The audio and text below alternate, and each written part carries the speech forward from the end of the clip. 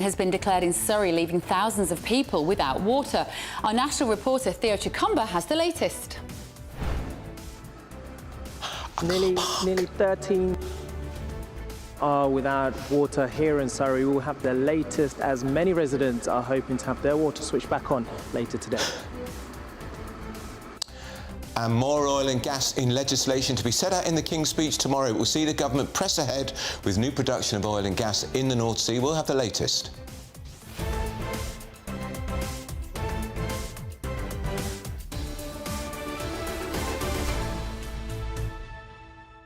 How can there be problems with water in Surrey when we've had biblical proportions of rain? And it's pathetic, isn't it? Yeah, they're blaming a technical problem. Let us know if you're affected. What does it mean for you at home? Are you having to queue up for bottles of drinking water? GBviews at gbnews.com here in medieval Britain.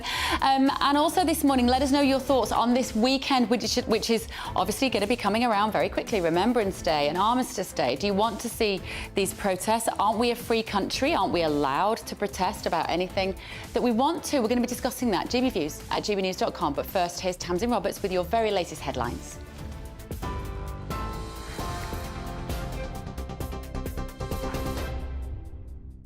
Bev, thanks very much and good morning from the GB Newsroom. It's 9:31. Boris Johnson is urging Western leaders to not forget the extreme brutality and torture used by Hamas in their attack on Israel on the 7th of October. The former Prime Minister has spoken exclusively to GB News after touring some of the areas devastated by last month's terror attack.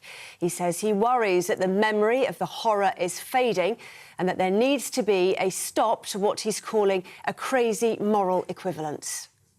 Look at what happened. Remember, this was sadism. This was an orgy of brutality and torture. Now, there's a difference between that and what the Israeli soldiers are now trying to do in Gaza.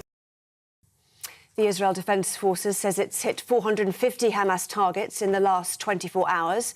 The IDF says it targeted tunnels, terrorists and military equipment. But the Hamas-run health ministry in Gaza says dozens of people were killed in the strikes. Israel says it won't happen until more than 240 hostages held by Hamas are released.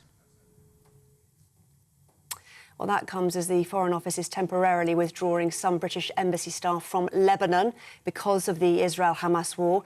British nationals are already being advised against all travel to the country, and Brits in Lebanon are being encouraged to leave.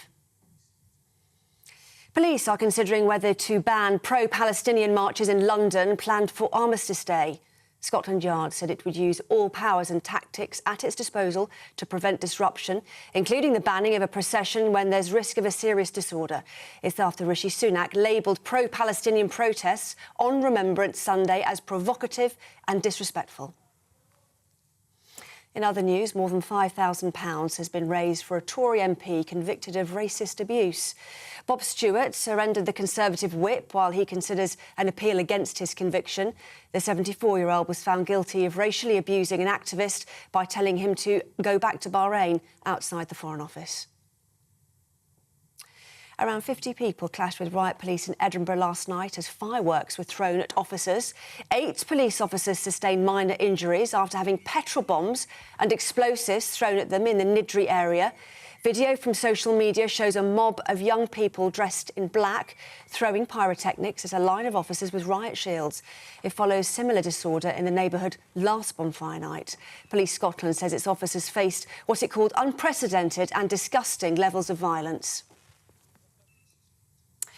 Well, those are the headlines, and you can get more on all of those stories, of course. Just visit our website, gbnews.com. Now, though, it's back to Andrew and Bev.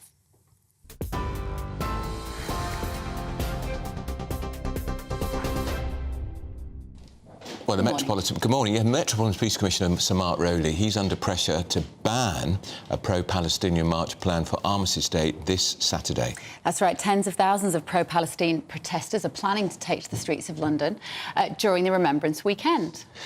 And there was that great photograph, if you were listening on the radio, of the Charing Cross station had to be closed on Saturday, and there were all the pro-Palestinian demonstrators around 3 elderly British Legion people trying to sell their poppies, and it sums up to me why I think, Bev, this Saturday, I don't believe in banning anything normally, but I think on the grounds of taste, they should stay away from London, because it's the 2-minute silence, Armistice Day. It's about silence and respect, and it's impossible if you're going to have people with banners and drums and trumpets, and some of them, of course, will be calling for holy war and jihad. Some of them, I'm not saying, I don't agree with the Home Secretary that it's that they're all bad people. Of course they're not. The vast majority are peaceful, but it will be disrupted, and it's too close to the cenotaph.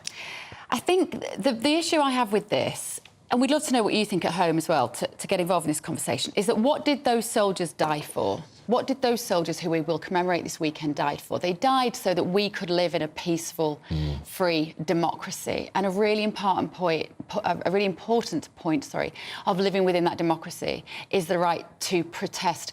We have a pretty good system in this country whereby in London, the Met Police will collaborate and cooperate with people who want to have protests. Do I think there should be a large protest on Sunday which goes anywhere near the cenotaph? No, I do not. But I think on Saturday, these people should be allowed to take to the streets, to walk in this way, because what are they calling for? They're calling actually for an end. Some of them, they will have different reasons, but some of them will be calling for an end to the violence in the Middle East, which is actually about a call for peace. Yeah, I get that, but I think some of them, of course, are filled with hatred, and they'll be calling for a holy war, and they will be supporting Hamas, and they will be supporting the eradication of Israel as a state. And I worry that some of the headbangers will go far too close to the cenotaph, and they'll go for statues of people like Churchill. They've got form, Bev. They've done it before.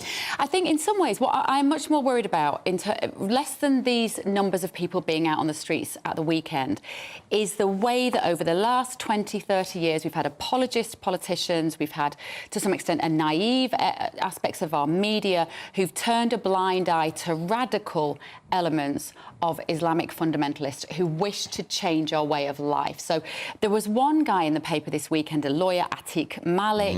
He was the Met Police advisor from 2020, and in 2021 he was filmed singing the chant about the river to the sea. Which is a trigger point. How has that man been advising the Metropolitan Police? I'm much more worried about that sort of infiltration than I am about these protests. And as much as it might seem at odds to the celebrations and the commiserations, at the weekend, I do think that we have to be careful not to overreach at times like this, because crises lead generally to greater controls of the population.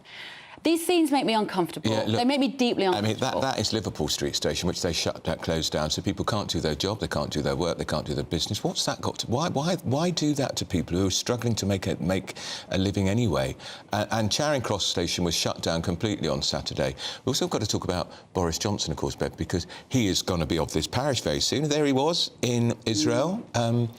Emoting, giving an exclusive interview to GBNews, and talking about why we've got to stand firm with Israel. You're exhaling. You're struggling with this. Well, He's going to be your colleague soon. You must be welcome. There he is, messed up his hair in style, like only Boris can. I have... all I would say in these situations, when you have former prime ministers or ex-politicians wading into these already difficult situations, what good are they going to do? Do we need Boris Johnson to tell leaders of the world to support Israel? I don't think we do, because I think generally looking across the world, the consensus is that Israel and the IDF have to be allowed to try to wipe out Hamas. We don't really need Boris Johnson to tell us. But what it does do, remember, people get fatigued by an ongoing story, whether it's Ukraine war, Hamas conflict. When you get a politician with Boris's stature and punch power on the international stage, it draws attention to it again. And whether you agree with the stance or not, we're debating it. We've got in the studio to talk about all this, of course, our very own Piers Pottinger. What do you think, first of all, Piers, morning, about the march? Are you with me or are you with Bev on this? I think the point is that we've already had several marches and demonstrations, and they've got progressively more aggressive. They have. And that is worrying. I also feel very strongly that on Saturday, on the 11th hour, at the 11th hour of the 11th day of the 11th month, we shall remember them. And I think it is a deliberate attempt by the Palestinian militants to cause as much anguish for us as possible. And I think it could be a very unpleasant situation. And I do hope that the police will suggest to the Home Secretary that the march is postponed. It doesn't need to be cancelled, it can be postponed. And also, we've already had several protests. The sad thing about it is that the Palestine Solidarity Association, who are meeting the police this week to discuss it, but they're really showing solidarity for Hamas, not the Palestinian people, because Hamas doesn't care about the Palestine people. No, that's why they build tunnels under hospitals deliberately. It's very sad. And then you get people like the awful Gary Lineker weighing into this, a man who was paid £1.6 million by Al Jazeera, who are Qatari-controlled, and Qatar, after all, is funding and harbouring the leaders of Hamas instead of actually arresting them and taking them to the court for undoubted war crimes, which is what they... I mean, the Hamas leaders are war criminals. Now, the problem is that the deluded people who are marching in supposedly support of Palestine, they're actually marching in support of Hamas, because Hamas wants to cause as much trouble in the West as possible, backed by Iran. And Lineker was supporting the Palestinians. And he was supporting it. It's ridiculous. And he's supposedly on television on Armistice Day, on Match of the Day. If I was Tim Davie, I'd take him off air right now. That's interesting, because of course, football, big day Saturday. He'll be commentating on the football match when...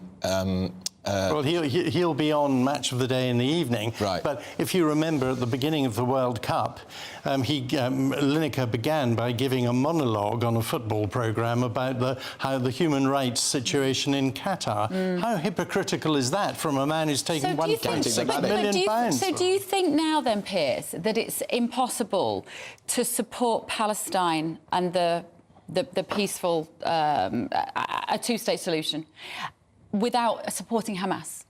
I think it's very hard to do that because, sadly, the two-state solution... I mean, the real problem, this war that is being fought at the moment, no one knows what the outcome's going to be, and Netanyahu doesn't have much of an idea either. No. But the problem is that the people of Palestine are being used by Hamas.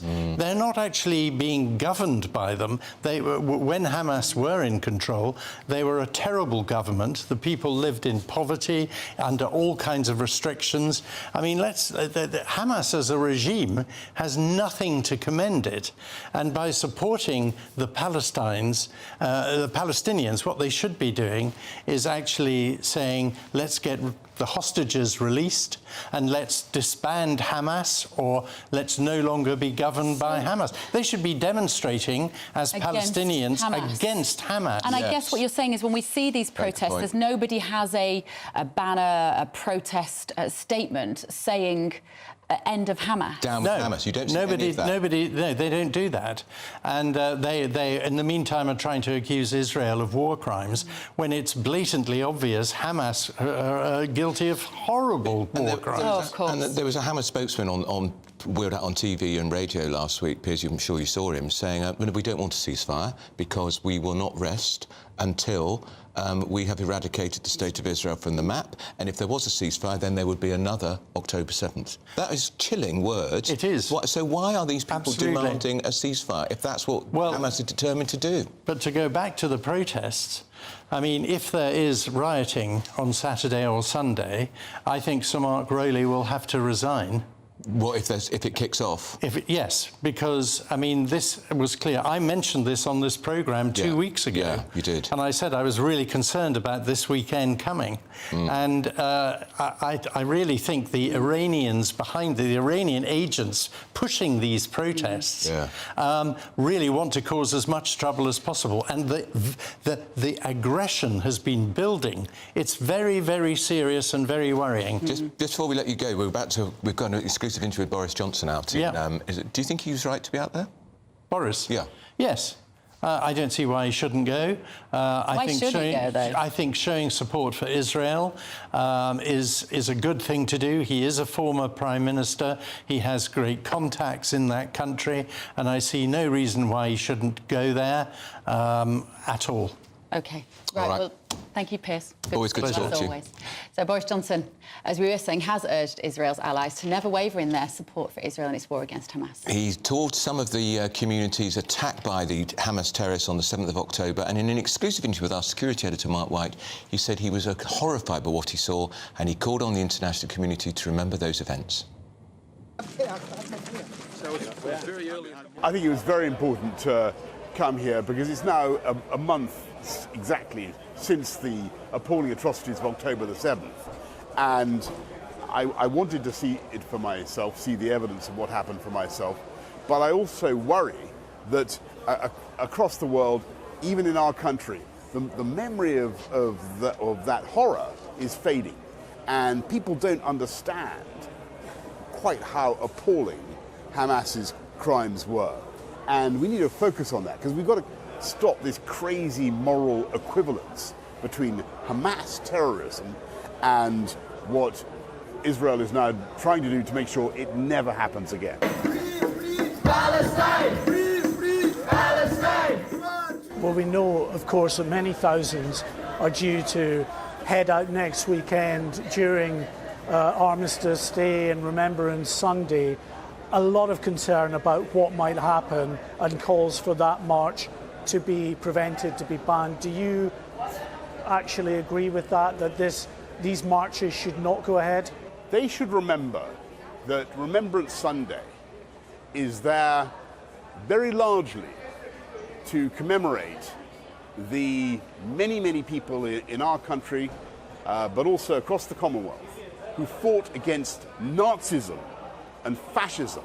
The many tens of thousands, hundreds of thousands, perhaps even millions of people around the world who are cutting Hamas so much slack should look at what happened.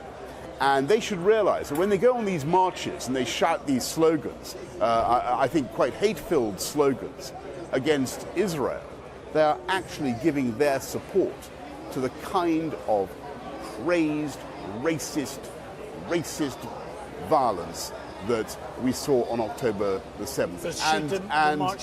I think that's a matter for the police and how they manage it. I certainly want to see a two-state solution. I want to see somehow or other that has got to be achieved. But after this, what I don't think is reasonable to expect is that the Israelis can have on their doorstep an armed state with monopoly of the legitimate use of violence run by Hamas. For the time being, we've got to focus on, I think the Israelis have got to focus on taking the necessary steps to ensure this can never happen again.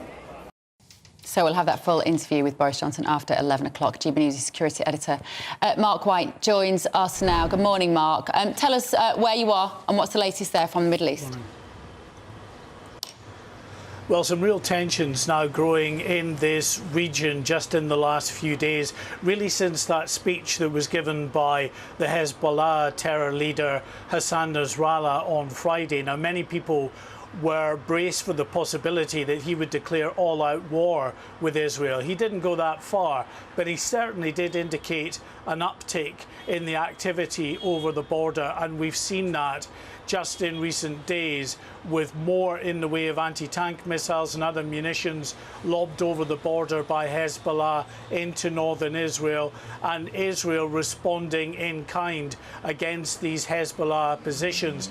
And a further escalation overnight with a vehicle in southern Israel that was struck, it seems, by a missile, according to locals, an Israeli missile that killed a local woman and her 3 young children.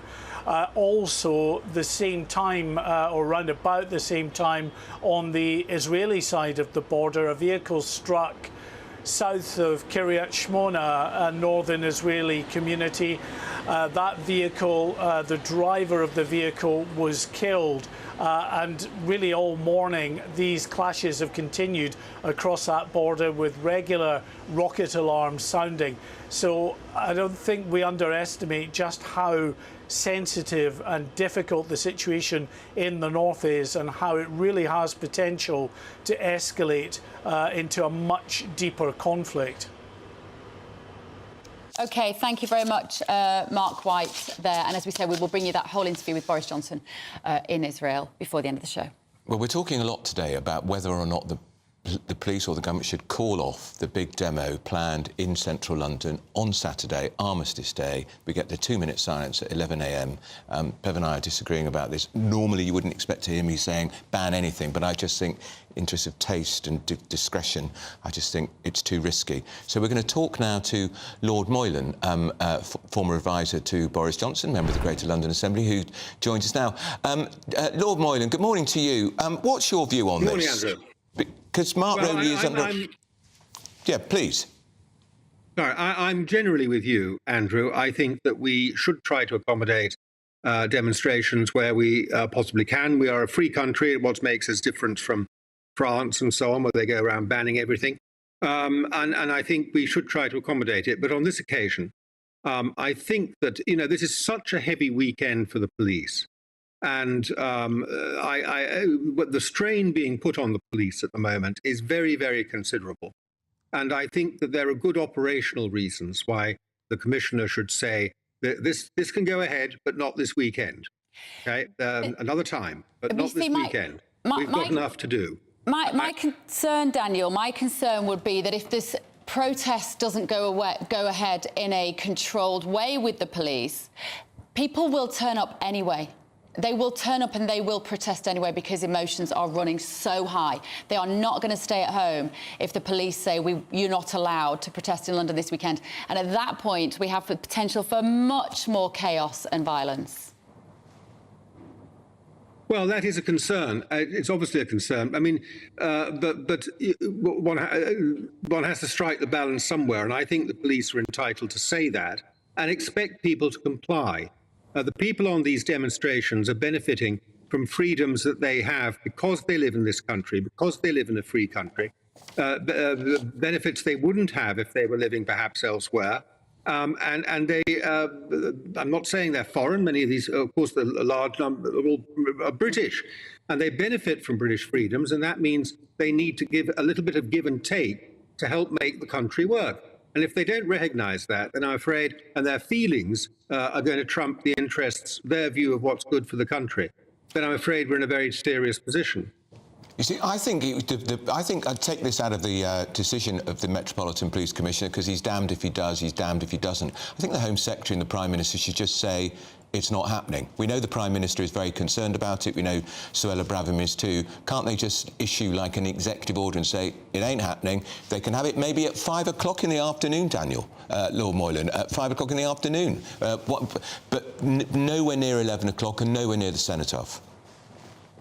Well, I think legally, I understand they can't do that. They have to wait for the Commissioner to give them a recommendation, or to at least to ask them something. So the power of initiation in this lies with the Commissioner of the Police, and then the Home Secretary would make the decision on the advice. But without the advice in the first place, I don't think she has that power. You see, what does it look like if we ban this? If we say you are not allowed to protest this weekend in support of Palestine? I think it's perfectly okay. There's no right to protest at any time you want to, at any inconvenience to the public or to public authorities. The right to protest, even if you regard it as a human right under the Human Rights Act, is not an absolute right.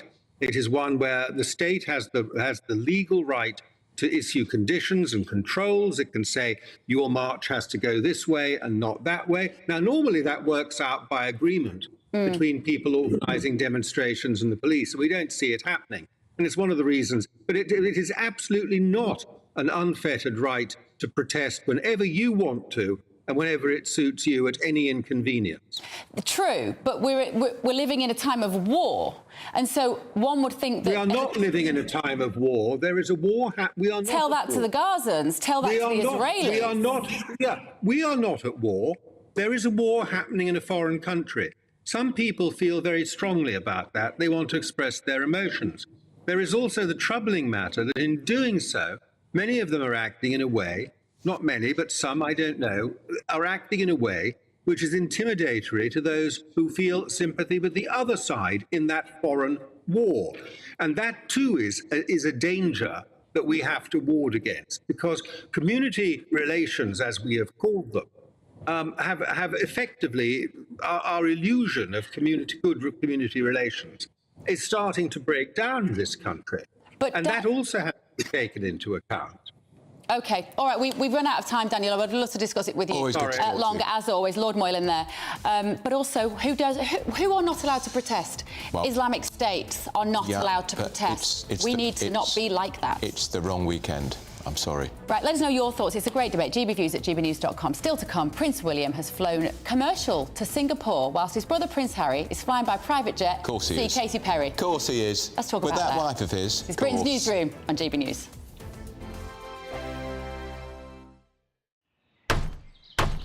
Who is it? We're here for the show. More energy this time! Welcome to the Dinosaur Hour. I was married to a therapist. And you survived? I thought we were getting Hugh Laurie. Second best.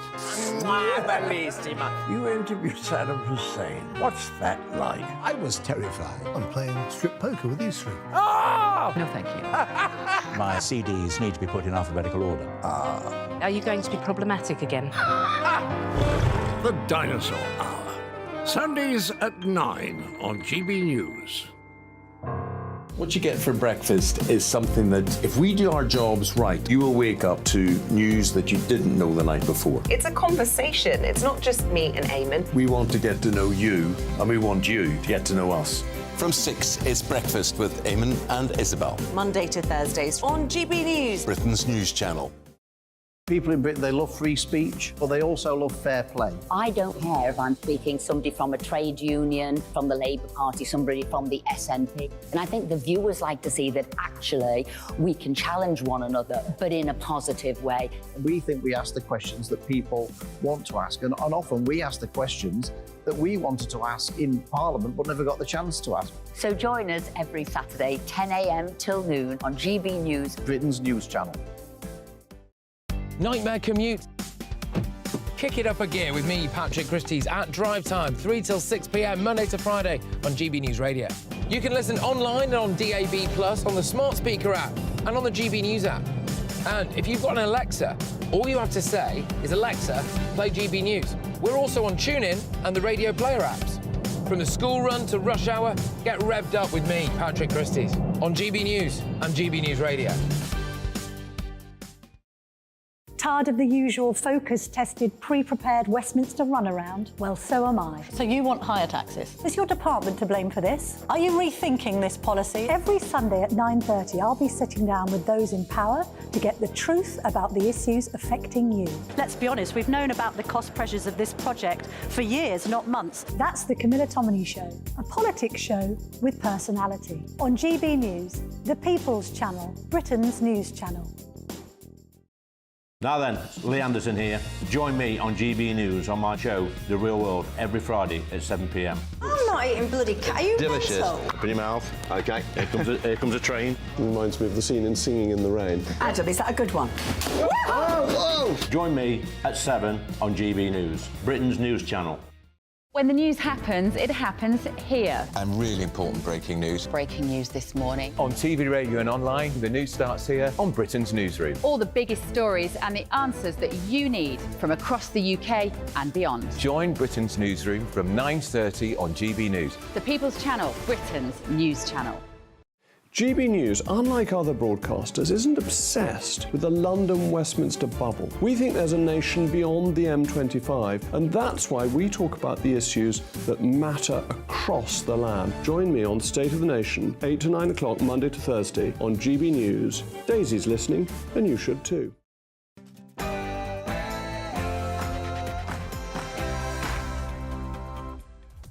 Good morning, it's 10 o'clock on Monday the 6th of November. This is Britain's Newsroom on GB News with me, Bev Turner, and Andrew Pearce.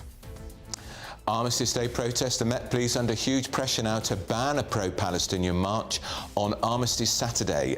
Is Remembrance Weekend now under threat? UK water crisis. A major incident has been declared in Surrey, leaving thousands of people without water. And more oil and gas. It's going to be enshrined in legislation which will be set out in the King's speech tomorrow. Labour calls it a stunt and questions whether any of it is even necessary. Prince William in Singapore. The Prince shows off his dragon boat race skills ahead of the Earthshot ceremony. Our royal correspondent Cameron Walker will have the latest.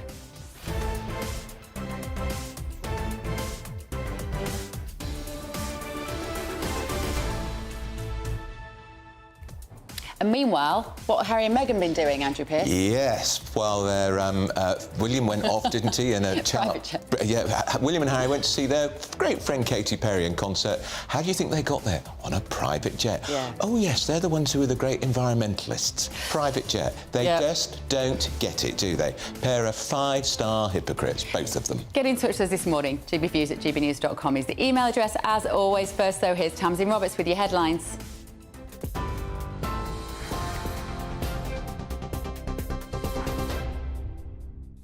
Bev, thank you, and good morning from the GB Newsroom. It's 1 minute past 10.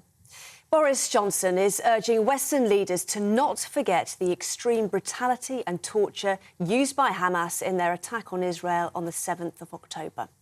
The former Prime Minister spoke exclusively to GB News after touring some of the areas in Israel devastated by last month's attack. He says he worries that the memory of the horror is fading and that there needs to be a stop to what he's calling a crazy moral equivalence. Look at what happened. Remember, this was sadism. This was an orgy of brutality and torture. Now, there's a difference between that and what the Israeli soldiers are now trying to do in Gaza.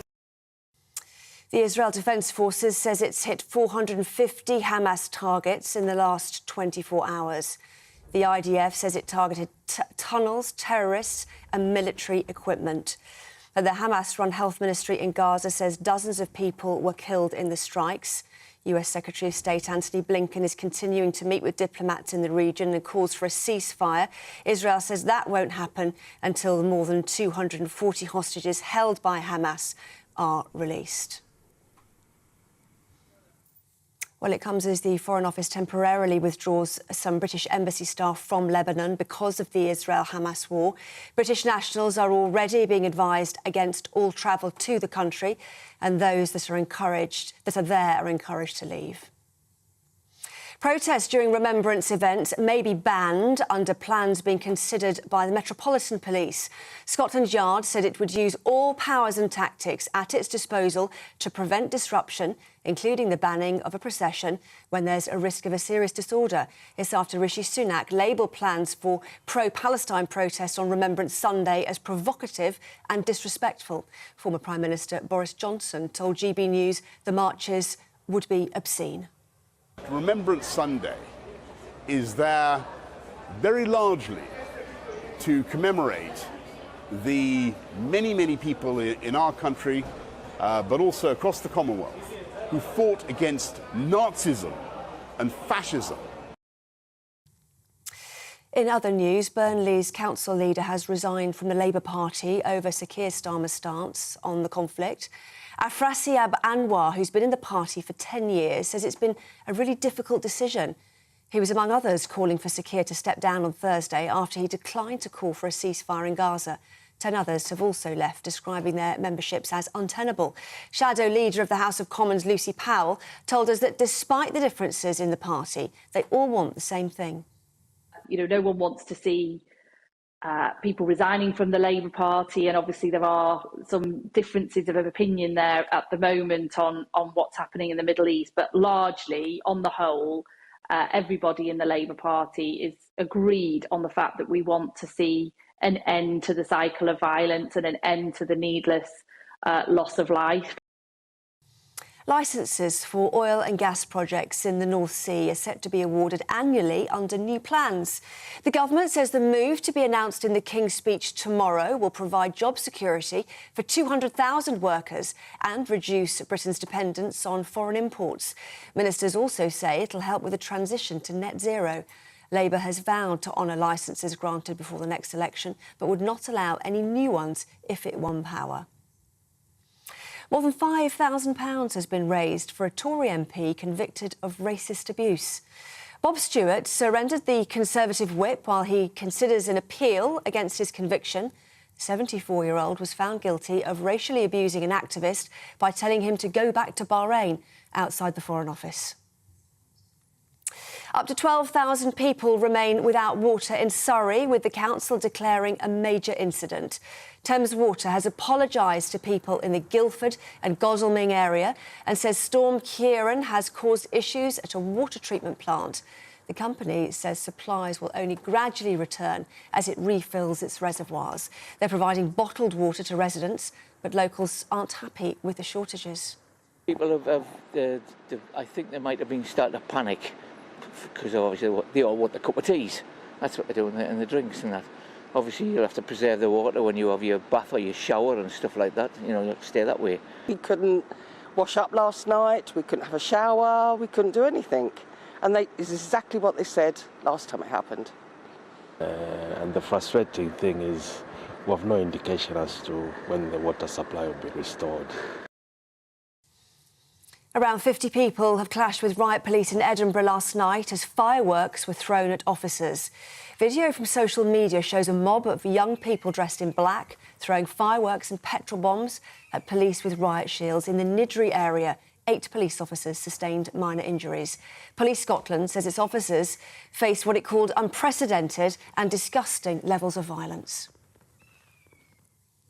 This is GB News across the UK on TV, in your car, on digital radio and on your smart speaker by saying play GB News.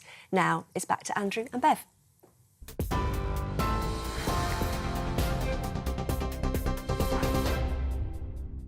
Good morning, it's 10:07. Thank you for joining us this morning. Not a lot of you are agreeing with me on Remembrance Day protests. No, they're not. That's OK. But they're pouring in the message. Richard says it's OK to protest, but not on Remembrance Sunday. That's just a lack of respect. No one in their right mind wants innocent deaths, but terrorists must be stopped. And Kevin says these protests have been hijacked by extremists. How naive are our police? If you abuse that right, then you don't deserve freedom of speech. Sharon has said, I usually go to the Cenotaph every year, but I've been put off knowing there will probably be pro-Palestinian marches going on in London. I just don't feel safe. Richie says, ban the protests, have some respect for our veterans.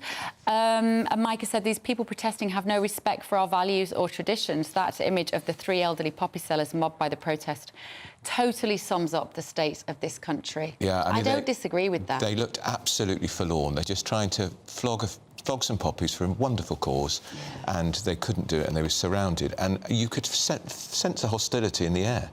Absolutely. You really could. I mean, you could sense a hostility in the air, and they eventually, the authorities closed down a railway station on a Saturday, a major station, bringing people in and out of London. I mean, another kick in the economy, in the teeth of the economy. But look at that sweet old lady, you know, just looking so fed up. Very sad. Absolutely. But I just think we have to be very careful not to ban protests legally in this country, because it depends who's in power. If someone's in power that you don't like, they don't want you protesting over what you believe in. Well, so we're going to talk now to our political correspondent, I think, Olivia Utley, because this is quite a lot of political pressure involved in this story. Olivia, in Westminster, we know the Prime Minister pretty much wants this banned, as does Suella Braverman, but Mark Rowley, so far, that's the Metropolitan Police Commissioner, says not. Yeah, and this is a tension that we've seen time and again between Suella Braverman, the Home Office, and the Prime Minister, and the Metropolitan Police, which is getting pretty awkward. The Home Secretary, of course, is supposed to be in charge of the Metropolitan Police. But we saw just a couple of weeks ago, Suella Braverman said that any anti-Semitic chants, anyone using anti-Semitic chants at one of these protests, should be arrested. A week later, Mark Rowley and the Metropolitan Police decided that chants of "From the River to the Sea" would be deemed acceptable and not grounds for arrest at one of these Palestinian marches, on the grounds that that phrase, they believe, can be used in a way that is not anti-Semitic. They said that it depends on the context. Well, that seemed to be completely at odds with what Suella Braverman was saying. And again, we're seeing this tension now. Rishi Sunak, not quite in so many words, but has made clear that he would like to see the march banned next Sunday on next weekend on Remembrance Sunday. And Mark Rowley so far doesn't seem to be going along with it. That might change as tensions ramp up as the week progresses, but that tension between the Home Office and the Metropolitan Police is really unsustainable. Because, of course, it's not up to Mark Rowley to ban this protest, is it, Olivia? It's up to the Home Secretary, it's up to the government to implement an emergency power in order to do so. And of course, Mark Rowley's argument would be that he doesn't have the resources, maybe, to field all of this activity actually on the weekend, the peaceful Remembrance Sunday activity and Armistice Day activity and all the crowds that involves, and the security that is required at an event like that with the royals and the politicians in attendance. You know, do you see there being any movement on this before the weekend? How likely is it that Suella Braverman says we just can't manage this from a resources point of view? Well, I think it is quite likely that Suella Braverman says that she can't handle this, and I think that Mark Rowley would sympathise with that on the grounds that, as you say, there simply aren't the resources in London. The Metropolitan Police has been stretched to full capacity time and again over the last few months. We've had these riots once a week. Obviously, we had the coronation earlier in the year. These huge policing events in London take up huge amounts of resources and are very, very difficult for the Metropolitan Police. How Suella Braverman is going to handle this in the coming days will be really, really interesting to see, because, of course, there will be those, not just those who want to attend these protests at the weekend, but also those who feel that it is essential for a functioning democracy to allow protests like this to take place on the streets of London, and those who believe that it is the Home Office and the police's responsibility to find the resources to be able to police them. OK. Fascinating stuff, isn't it? Thank you, Olivia. It's also fascinating that Mark Rowley thinks it's OK for them to be chanting that phrase, from the river to the sea, Palestine will be free. That is a trigger point for Israelis, because basically it means from the river to the sea, Palestine will be free. That's from the Jordan River to the Mediterranean. You eradicate Israel in the middle. Yeah. Helen has said at home, 2 of my uncles died in the Second World War to give us the freedom we have now, and I'm not having these clowns ruin remembering our country's heroes. Well, you could argue that the freedom we have now involves the freedom to peacefully protest. Who knew there were so many people living here who felt so strongly about this that they'd want to take to the streets? Well, they've done it 2-3 weeks running as well. But Day 31, I think, is the of the war today. Well, moving on, big story, the King's speech tomorrow. The first King's speech, the King will literally unveil the government's proposals for the year ahead, and it's going to be annual licences for oil and gas projects in the North Sea. There's going to be like an annual review. This is effectively to flush out the Labour Party, which will vote to oppose it. Well, joining us in the studio is the leader of the Climate Change Party, Ed Gemmell. Ed, morning. I mean, I'm a cynical old hack. I've been writing about politics for 30, 40 years. This is spectacularly cynical by the Tories. They're going to write this into the legislation. I'm not sure you need to legislate to have a review of licences, but nevertheless they're doing it. That's the politics side of it. You're probably upset on the climate change side of it. Well, partly. I think, though, just to start off with, Andrew, it's the Climate Party rather than the Climate Change Party. Forgive me, Climate Party. Forgive me, not at all. I think we're here to make Rishi Sunak remember something. And remember the 5th of November? Yeah. Gunpowder, treason and plot? Yeah. I see no reason why gunpowder treason should ever be forgot. Now, Rishi Sunak at the moment's rolling out those gunpowder barrels right now, and maybe in 100 years we're going to be remembering what he's trying to do and find out why we managed to reverse it and then celebrate that. And he's bringing an unwilling king in to help him, because the king has to make the King's speech, which is clearly written for him by the government. Yeah. Now, within that, they're talking about creating this annual licensing of the oil and gas projects. And in fact, there was already flexibility for the North Sea Transition Authority to do it in exactly the way they wanted to do it. Yeah. But this is sort of forcing the pace and forcing it forward. And it's exactly the wrong thing to be doing. I mean, let's be clear about this. Rishi Sunak himself even recognised on the 20th of September, he said that he was unequivocally in favour of making sure that we reach or we stay with our critical promises in Glasgow and Paris and limit global warming to 1.5 degrees.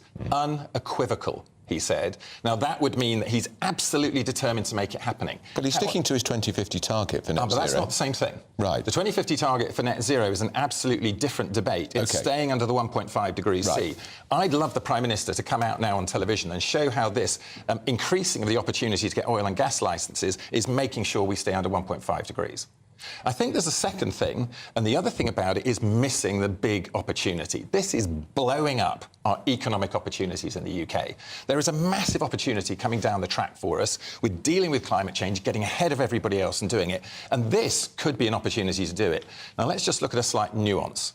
You could say to the North Sea Transition Authority, bring in those licences and put on some conditions. We all want cleaner air. We all want to stop pollution. We all want to stop global warming. The Prime Minister has committed himself to it. And we all want energy security. So why don't we let those licences go ahead, but say to all those people that are doing it, we need it to be zero carbon. So zero carbon in the operation. We'll accept you drilling for it. We need the energy. We need the energy security. Zero carbon in the operation. And then we want zero carbon in the emissions. But how easy is it to do that?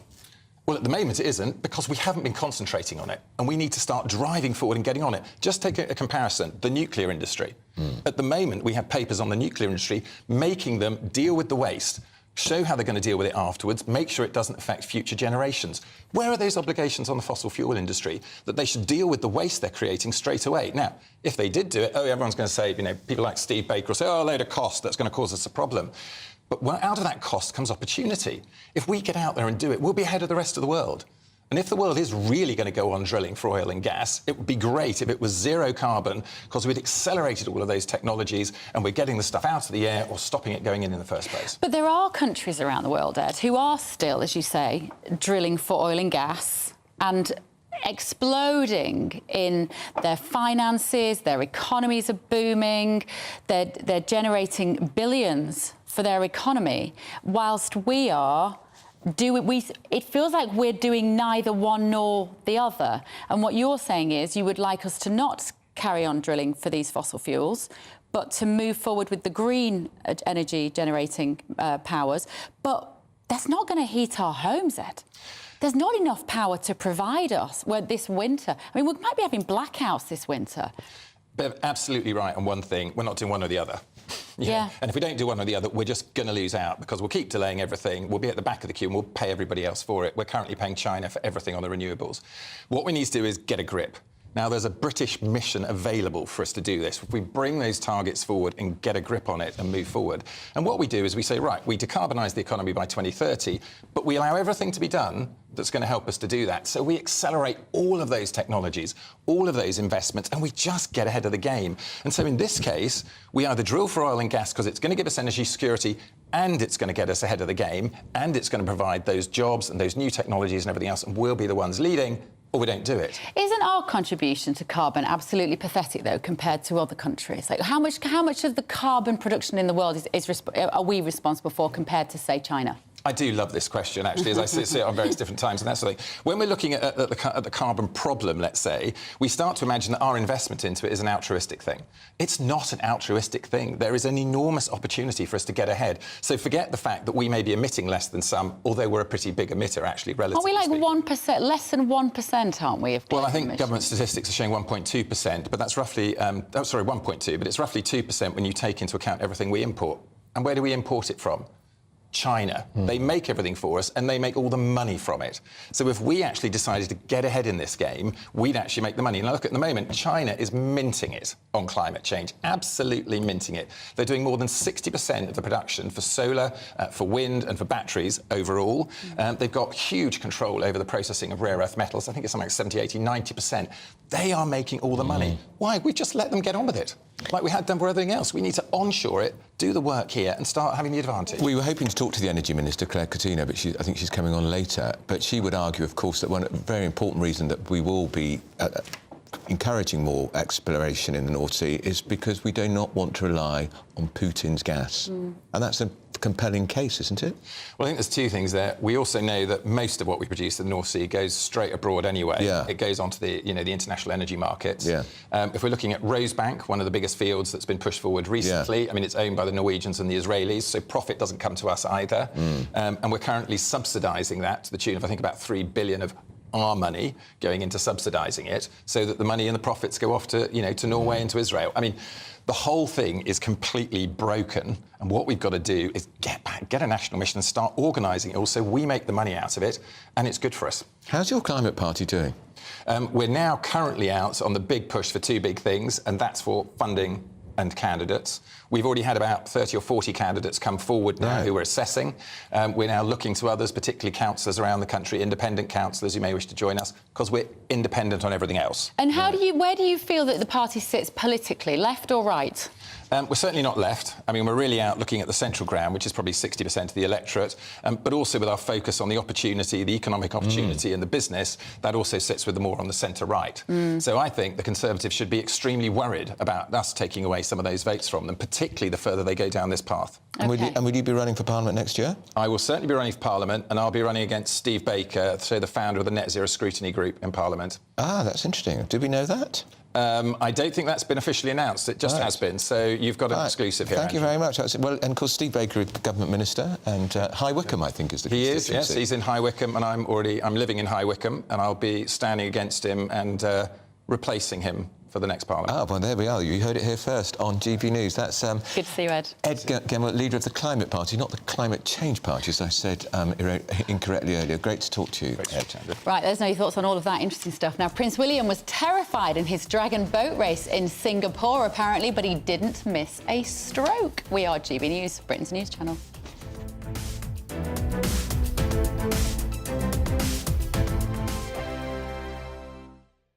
In a world of dull and predictable radio and TV shows. Oh, hi. On Mark Dolan tonight, we've got big guests. We drill into the big stories of the day. The show adds up to a brilliant listening and viewing experience. Mark Dolan Tonight is the most entertaining current affairs show ever, and that's a fact. Join me, Mark Dolan, Fridays and Saturdays from 9, Sundays from 10. Only on GB News, the People's Channel, Britain's news channel. There's only 3 people you can trust in life. Your doctor, your lawyer, and your nana. I'm not sure. So join me, Nana Aquare, at 3 p.m. every Saturday and Sunday, where we discuss the biggest topics of the weekend. Be ready for battle. Could you be quiet? What is this? It's my new It's teeth. your new teeth. I don't bite. Well, not without a good reason. Always honest, always fun. Every weekend at 3 p.m. on GB News, the People's Channel, Britain's news channel. So Jubes and Kerr, we tackle the issues of the day with real, robust debate. Both sides of the fence, battling it out with me in the middle with my forthright opinions and views. And often really interesting things happen because you start with a position and then by the end of the debate you find actually, well, I might not have thought about that one. What we need in this country is 2 new political parties. You should maybe think about doing a 2024 calendar. I'm Michelle Dewberry and I'm keeping you company right through until 7 o'clock this evening. GB News, the People's Channel, Britain's watching. Join us every night on GB News at 11 p.m. for Headliners, which is 3 top comedians going through the next day's news stories, which is exactly what you need, because when the establishment has gone crazy, you need some craziness to make sense of it. Headliners. You don't have to bother reading the newspaper. We've got it covered for you. Every night at 11 p.m. and repeated every morning at 5 a.m. We won't send you to sleep like some of the other paper review shows out there. So join us 11 p.m. every night on GB News. The People's Channel, Britain's news channel. GB News, unlike other broadcasters, isn't obsessed with the London-Westminster bubble. We think there's a nation beyond the M25, and that's why we talk about the issues that matter across the land. Join me on State of the Nation, 8 to 9 o'clock, Monday to Thursday, on GB News. Daisy's listening, and you should too. Every Sunday from 11, join Michael Portillo. There'll be topical discussion, looking at the week before and the week to come. So kick back and relax at 11 a.m. on Sundays on GB News with me, Michael Portillo. GB News, the People's Channel, Britain's news channel. I'm Andrew Doyle. Join me at 7 o'clock every Sunday night for Free Speech Nation, the show where I tackle the week's biggest stories in politics and current affairs with the help of my 2 comedian panellists and a variety of special guests. Free Speech Nation, Sunday nights from 7 on GB News, the People's Channel, Britain's news channel. Nightmare commute. Kick it up a gear with me, Patrick Christie's, at drive time, 3 till 6 p.m, Monday to Friday on GB News Radio. You can listen online and on DAB+, on the smart speaker app and on the GB News app. And if you've got an Alexa, all you have to say is, Alexa, play GB News. We're also on TuneIn and the Radio Player apps. From the school run to rush hour, get revved up with me, Patrick Christie's, on GB News and GB News Radio.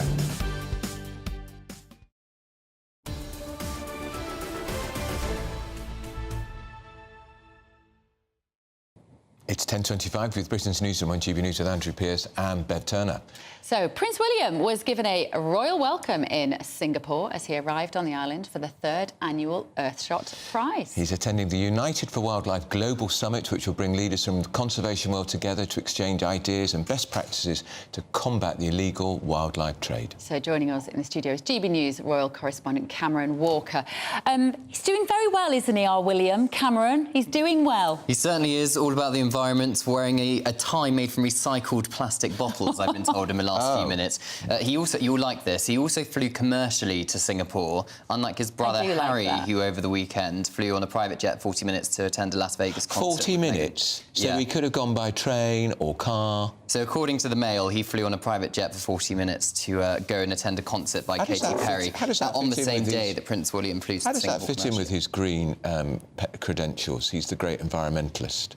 Well, that's not for me to answer, that's for him to answer, isn't it? But Prince William is ignoring all of that that's happening in California, attending this global summit, trying to make it impossible for traffickers to transport and profit from the illegal wildlife trade. Singapore is a global hub when it comes to innovation with sustainability. It's also a huge trading hub when it comes to that kind of illegal finance going through a major financial hub. You can see pictures here of Prince William greeting the crowds at the airport just after he arrived yesterday. It looks like a good crowd were out to see him. Yeah, it was. I'm told hundreds of people were there, and you can see it from the images. They were clearly very excited to see him. But the main reason he's there is for his Earthshot Prize, which was inspired by JFK's moonshots in the 1960s. It seemed impossible to put a man on the moon within a decade. JFK managed it. Prince William wants to do the same thing, but with finding solutions to repair our planet. Now, climate change does, as we know, and we've talked about greatly, turn some people off. They don't really want to talk about the environment. Prince William's response to that is a lot of the reasons why people are so turned off is because it's doom and gloom and critical, and everyone gets really down in the dumps about it, whereas William's trying to be quite optimistic and take people along the journey. So that's what he's trying to do. I think he's on safer ground when he's talking about environmentalism. So deforestation, cleaner plastics in our seas, when he's even talking about animal conservation. I think that has broad appeal. Where he treads into controversy is often when he's talking about climate change. And the idea, as we were just hearing from Ed Gemmell, that we might be able to stop the Earth warming by 1% or something. So I think he will do all right at the moment, actually, on this. Yeah, and also it's helping British companies as well, because a number of these solutions who are finalists this year, Enso, for example, does sustainable tyres, and Colorifics has found a way to have sustainable clothing dye on clothes. It's scaling up those small-scale solutions, which could, in theory, have quite a big impact in the years to come. So it's also helping put more money, perhaps, into the British economy too. There was a story in the papers that Harry, so go back to Harry, Cameron, will not be at his father's 75th birthday celebration next week. What's going to happen for his birthday next week? Is it a big event? So King Charles is expected to host a big party at Clarence House for close family and friends. It has been reported that Prince Harry received an invite. It was King Charles's way of extending an olive branch to his estranged son, but the papers are reporting that Prince Harry has turned down that invitation. It's understood they haven't actually spoken since the Queen's funeral in September 2022. Harry did attend the coronation of King Charles, but obviously the King was very busy that day, so it's not thought they actually spoke. And he didn't hang over, he didn't go to the lunch at the palace afterwards, to which he had an invite, of course. No, he was straight back on a plane to attend his son Archie's birthday, which happened the same day. It's absolutely broken, isn't it? I think I can't see a way in the next couple of years where they're really going to reconcile. I think there's still hope, and I think people around him will hope that one day they will make up and talk more regularly, but at the moment I don't see it happening anytime soon. Well, if you say those vicious, horrible things about your family in public and for millions of pounds from Netflix and from your publish of your book, how can you fix it? How can you fix it? You know, how could he go to that 75th birthday party and be in a room with all of those people that he has publicly insulted? I'm thinking particularly about Queen Camilla and the things that he talks about her being the evil stepmother. They're just, at the moment, there's no way back for them, is there? And Prince William, of course, is going to be there as well. And Prince Harry, in his book, accused him of physically attacking him, which Kensington Palace hasn't commented on. But it's all these nuances of small family relationships. The idea that two brothers have a punch-up occasionally and Harry thinks this merits is the worst thing that's ever happened. I used to have fights with my brother all the time. He tries to size me, but I still used to thump him back. And we're only a couple of weeks away from Omid Scobie, Prince Harry's biographer's new book, which could even have more revelations. And Meghan is looking forward to a bit of a, what are they calling it? A Meghan-ascence, a renaissance of Meghan now, I think, isn't she? She's talking about planning her comeback. Yeah, so according to Vanity Fair, she's signed up with a new Hollywood agency, very prestigious one, who reportedly are trying to change her brand, get her away, and Harry, I suppose, to some extent, away from the victim narrative, which we've seen over the last couple of years, and really trying to focus on philanthropy. So we'll have to wait and see exactly what she does. Can't she just stick to bringing up her children? Sticking up with children and... Bring up the children. Stick to that, Meghan. Here's the thing. She's a good actress. If you watch Suits, I love Suits. She should have just kept acting and done what she enjoyed and that she'd worked hard to get good at and not got involved in trying to change the world. She's been acting ever since she entered the royal family. She's been acting the prima donna. I can't comment on that. Boom, boom. Yes. Thank you, Cameron. Right, still to come. 50s. Over 50s at risk. A new study shows takeaway culture puts those in their 50s at greater risk of higher cholesterol. That's me and you, then. That and much more after your morning's news with Tamsin.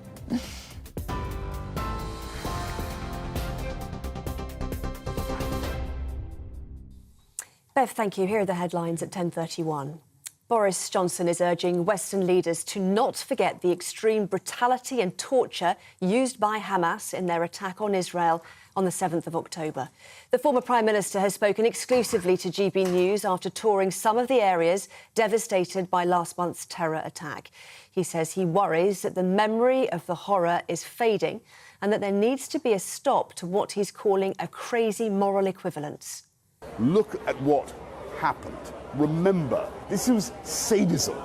This was an orgy of brutality and torture. Now, there's a difference between that and what the Israeli soldiers are now trying to do in Gaza. The Israel Defense Forces says it's hit 450 Hamas targets in the last 24 hours. The IDF says it targeted tunnels, terrorists and military equipment. But the Hamas-run health ministry in Gaza says dozens of people were killed in the strikes. Police are considering whether to ban pro-Palestinian marches in London planned for Armistice Day. Scotland Yard said it would use all powers and tactics at its disposal to prevent disruption, as well as banning a procession when there's risk of serious disorder. It's after Rishi Sunak labelled pro-Palestine protests on Remembrance Sunday as provocative and disrespectful. In other news, up to 12,000 people remain without water in Surrey, with the council declaring a major incident. Thames Water says Storm Ciarán has caused issues at a water treatment plant and supplies will only gradually return. The company is providing bottled water to people in the Guildford and Godalming area in the meantime. Those are the headlines. You can, of course, get more on all of those stories. Just visit our website, gbnews.com.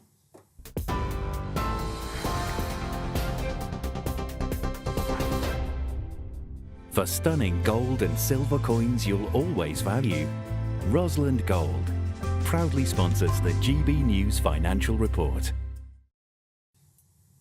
Well, here's a quick snapshot of today's markets. The pound will buy you $1.2408 and €1.1538. The price of gold is £1,602 and 13 pence per ounce. And the FTSE 100's at 7,413 points. Rosland Gold proudly sponsors the GB News Financial Report. Still to come this morning, former Defence Secretary Michael Portillo will be joining us in the studio. We want to hear his views on these Remembrance weekend protests, and we also want to hear your views as well. GBviews at gbnews.com. This is Britain's Newsroom on GB News. Who is it? We're here for the show. More energy this time! Welcome to the Dinosaur Hour. I was married to a therapist. And you survived? I thought we were getting Hugh Laurie. Second best. You interviewed Saddam Hussein. What's that like? I was terrified. I'm playing strip poker with these three. Oh! No, thank you. My CDs need to be put in alphabetical order. Are you going to be problematic again? The Dinosaur Hour. Sundays at 9 on GB News. What you get for breakfast is something that, if we do our jobs right, you will wake up to news that you didn't know the night before. It's a conversation. It's not just me and Eamon. We want to get to know you, and we want you to get to know us. From 6, it's Breakfast with Eamon and Isabel. Monday to Thursdays on GB News. Britain's news channel. People in Britain, they love free speech, but they also love fair play. I don't care if I'm speaking somebody from a trade union, from the Labour Party, somebody from the SNP. And I think the viewers like to see that actually we can challenge one another, but in a positive way.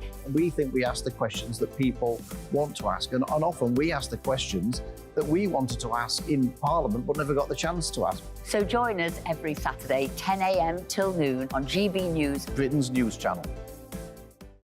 Nightmare commute. Kick it up a gear with me, Patrick Christie's, at drive time, 3 till 6 p.m, Monday to Friday on GB News Radio. You can listen online and on DAB+, on the smart speaker app and on the GB News app. And if you've got an Alexa, all you have to say is, Alexa, play GB News. We're also on TuneIn and the Radio Player apps. From the school run to rush hour, get revved up with me, Patrick Christie's, on GB News and GB News Radio. Tired of the usual focus-tested, pre-prepared Westminster runaround? Well, so am I. So you want higher taxes? Is your department to blame for this? Are you rethinking this policy? Every Sunday at 9:30, I'll be sitting down with those in power to get the truth about the issues affecting you. Let's be honest, we've known about the cost pressures of this project for years, not months. That's the Camilla Tominey Show, a politics show with personality. On GB News, the People's Channel, Britain's news channel. Now then, Lee Anderson here. Join me on GB News on my show, The Real World, every Friday at 7 p.m. I'm not eating bloody cat. Are you Delicious. mental? Open your mouth. OK, here comes a train. Reminds me of the scene in Singing in the Rain. Adam, is that a good one? Whoa! Join me at 7 on GB News, Britain's news channel. When the news happens, it happens here. And really important breaking news. Breaking news this morning. On TV, radio and online, the news starts here on Britain's Newsroom. All the biggest stories and the answers that you need from across the UK and beyond. Join Britain's Newsroom from 9:30 on GB News. The People's Channel, Britain's news channel. GB News, unlike other broadcasters, isn't obsessed with the London-Westminster bubble. We think there's a nation beyond the M25, and that's why we talk about the issues that matter across the land. Join me on State of the Nation, 8 to 9 o'clock, Monday to Thursday, on GB News. Daisy's listening, and you should too.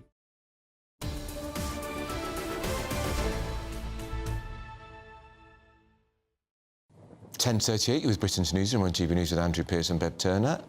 Metropolitan Police Commissioner Mark Rowley is under pressure to ban a pro-Palestinian march planned for Armistice Day.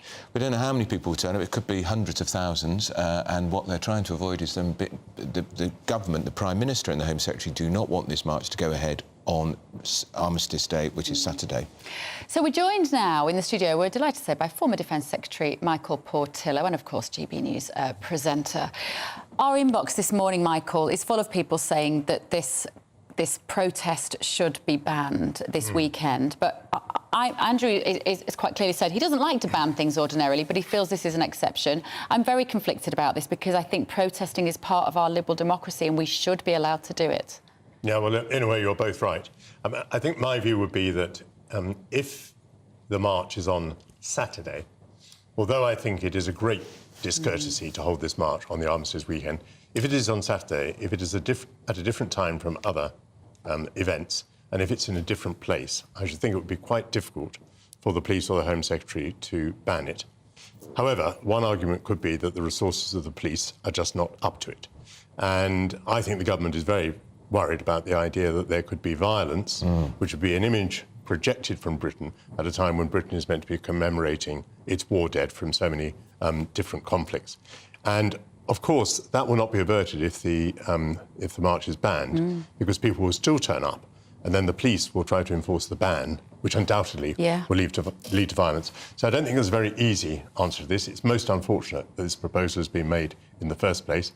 But like you, I think if it's on a different day and in a different place, it's tricky to ban it, although the police resources point might be a genuine one. Because after all, on the Sunday, we've got to defend the royal family, the cabinet, and next year's cabinet. But the 2-minute silence at 11 o'clock on Saturday, Michael, very important, symbolic, sombre, silent, respectful. The idea that we could have hundreds of thousands of people banging their drums and blowing their trumpets and chanting slogans so close to the cenotaph. And I think they would get close to the cenotaph. I think there's no doubt about it. I just think it seems inappropriate and disrespectful is the word I'm probably looking for. It's inappropriate and disrespectful, and that is not quite the same as saying that it ought to be banned. No.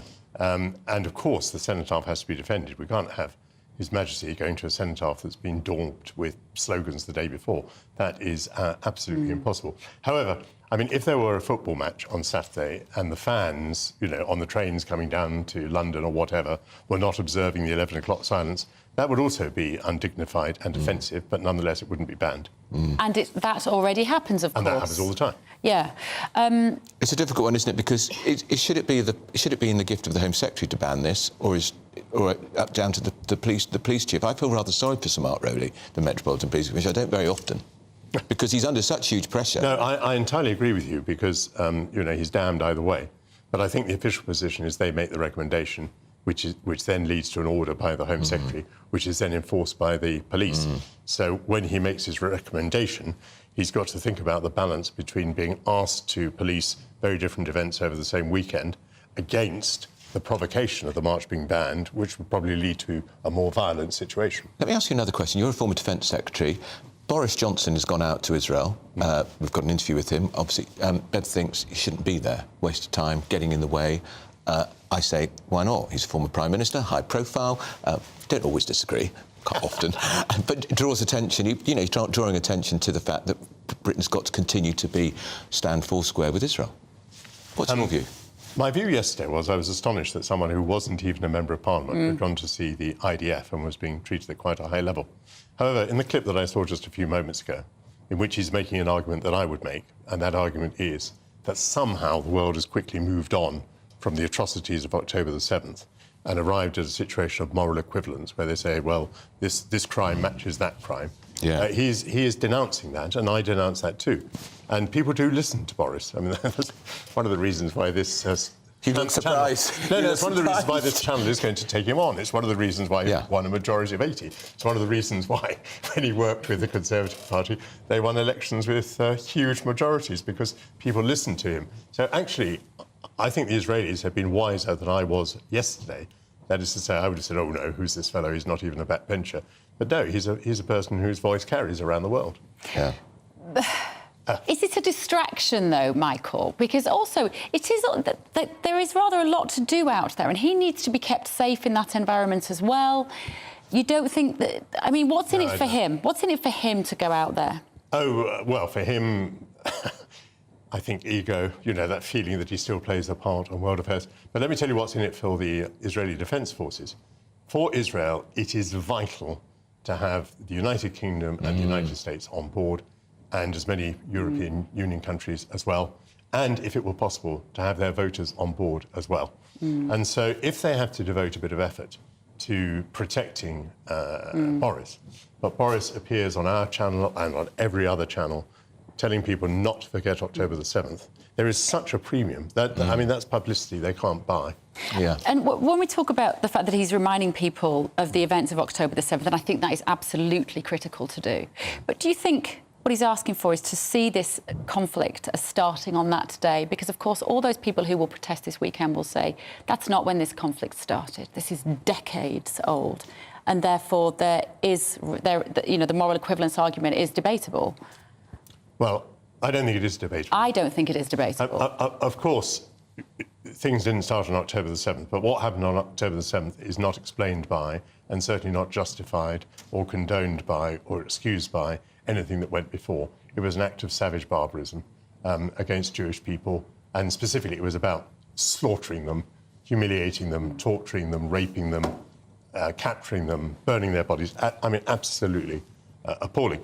And I would slightly put it the other way around and say, you know, for decades I put up with people who said, oh, these Israelis, they've built these terrible fences and walls. I've seen these fences and walls. They are an offence to human nature. It's so horrible to think you have to divide people in today's world by fences and walls. But my goodness, I now feel that these walls weren't strong enough and those fences weren't high enough. Yeah, and those defence forces weren't alert enough, sadly, on October the 7th. True, but again, that sounds like you're kind of distributing blame. Oh, no. I certainly wouldn't go that way. No. It's horrific. On every angle. The death and destruction now, even, you know, of the children in Gaza, I find heartbreaking, just as I found it heartbreaking to see those pictures from Israel as well. Michael, thank you so much. Right, let's have a look what you've been saying at home. Mike has said, this march on Sunday should be stopped. It's clearly provocative and insulting to our dead heroes. Kevin says pro-Palestine supporters should have the right to disrupt the Remembrance weekend activities. The argument that we need to protect free speech by allowing disrespect to the country and its values is obscene. He thinks they should be able to disrupt it. I mean, I get where he's coming from. He thinks they should be able to have their march, but to disrupt... I'm not sure whether there's a typo in that message, because the argument that we need to protect free speech by allowing disrespect to the country and its values is obscene. Sorry if we've misquoted you there, Kevin. I wonder whether that was meant to read, should not have the right to disrupt. No. Margaret says this march should be banned due to security reasons, where there may not be enough policing for the masses. If it does go ahead, a branch of the military should be drafted in for safety reasons. And Brian says, I'm part of the parades for Remembrance Sunday by the Cenotaph. We don't know if there'll be security or police out there to protect us. Oh, there the will thought be. of these protests doesn't make me feel safe. Well, Brian, thank you for your work as well at the weekend. Absolutely. It's been part of it. Well, we can carry on this conversation with our panel, Emma Wolfe and Dawn Newsroom, who are with us. Dawn looking very absolutely. You know, fabulous colour. Really boring story. I've got a jacket exactly that colour and I was going to wear it today, so we would have actually looked like sisters. Yeah. Obviously, one much younger than the other. Well, thank you both for coming. Anyway, this morning, right, we are going to talk about this, first of all, these protests. Dawn, what do you think? Do we live in a country where we ban them? No. No, I don't think we should ban them. We are a democracy. You have a right to protest peacefully. You have a right to freedom of speech, and that is what the people who gave their lives to this country died for, at the bottom line. We're not Nazi Germany, we're not North Korea, so you have a right to protest as long as it's peaceful. Now, the marches are due to go place on Saturday, and they're not due to start until 2 o'clock. So I think a lot of people are having this conversation. They're getting confused between Armistice Day on the Saturday and Remembrance Sunday. They're two different things. But I still think, Bev, if it starts at 2, they'll be there long before. The noise, the cacophony of noise we're going to hear, the drums going, and I just think the 2-minute silence at the Cenotaph should be heard in sombre silence, and that's going to be impossible. You know what? In an ideal world, Andrew, you really hope that. I mean, obviously, lots of faith and you know, and all sorts of people gave their lives to protect our democracy. So you really hope that when the march does go ahead, that they will respect that minute's silence. That is what I would love to see, because then you would have much more respect for people, all the people on that march. But look... And I don't think we should risk it, because it's only once a year. We only do this once a year, and I don't think we should risk it. No, I agree with that, but I think it's a slippery slope. Having said all that, a slippery slope was set a few years ago now, when a march by the right wing was banned because it was going near a sensitive area. So there is a precedent for this as well. What do you think, Emma? Go on, Emma. I don't think this is a slippery slope. I think it is legitimate to ban the march on operational grounds, on timing. We're getting all caught up in the fact that Saturday is the 11th, Sunday is going to be Remembrance Sunday.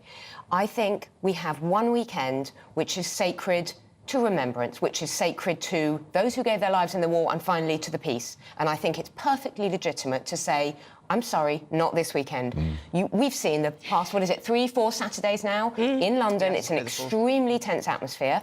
even on other days, there are marches everywhere. When you cycle through central London, you see it everywhere. Yeah. I think this weekend is not the time, and I think this is Britain, and we are going to celebrate what really matters. It's not stopping anyone from protesting, but not this Saturday and But Sunday. surely, strongly about that. we are a Western liberal democracy. When people go low, we go high. And what I mean by that is, where are you not allowed to protest? Will it be safe? Iran.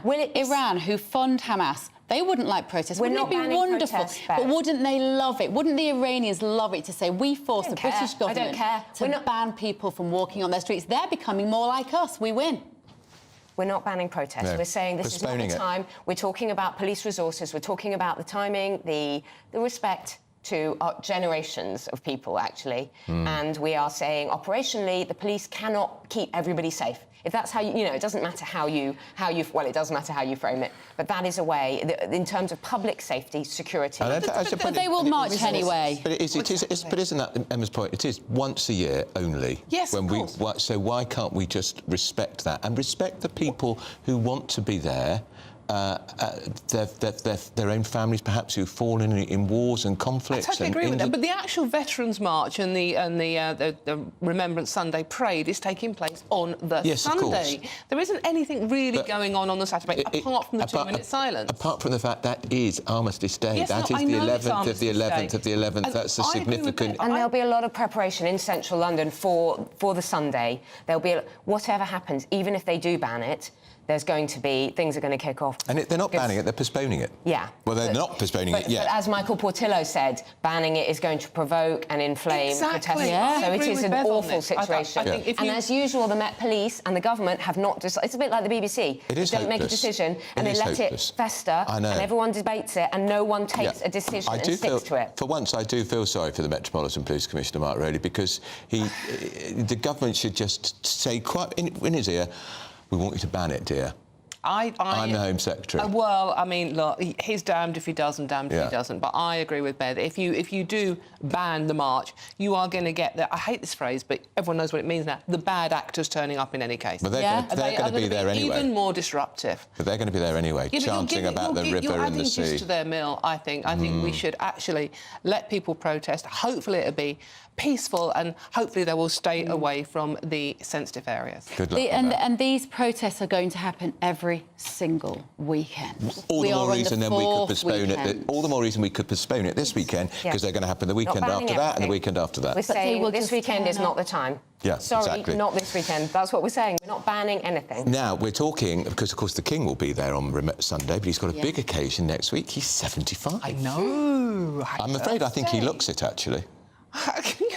He's such a bitch, Andrew. Well, I'm sorry, it's true. Don't you think? I think he looks a lot happier since he became king. Then. Do you? Yeah. I think he's really grown into his. I think he does look 75. Well, a good 75. that's okay. Yeah. That's all right. Yeah. He is 75. There's nothing wrong with looking 75 if you are 75, is there? But I just think, I mean, I wouldn't be. If you'd said to me, if I hadn't known his age and you'd said he was 77, I'd have happily believed it. Yeah, apologies for Dawn Neeson's language there. If you're watching at home with any young, yes, catty might have been a better phrase, Dawn.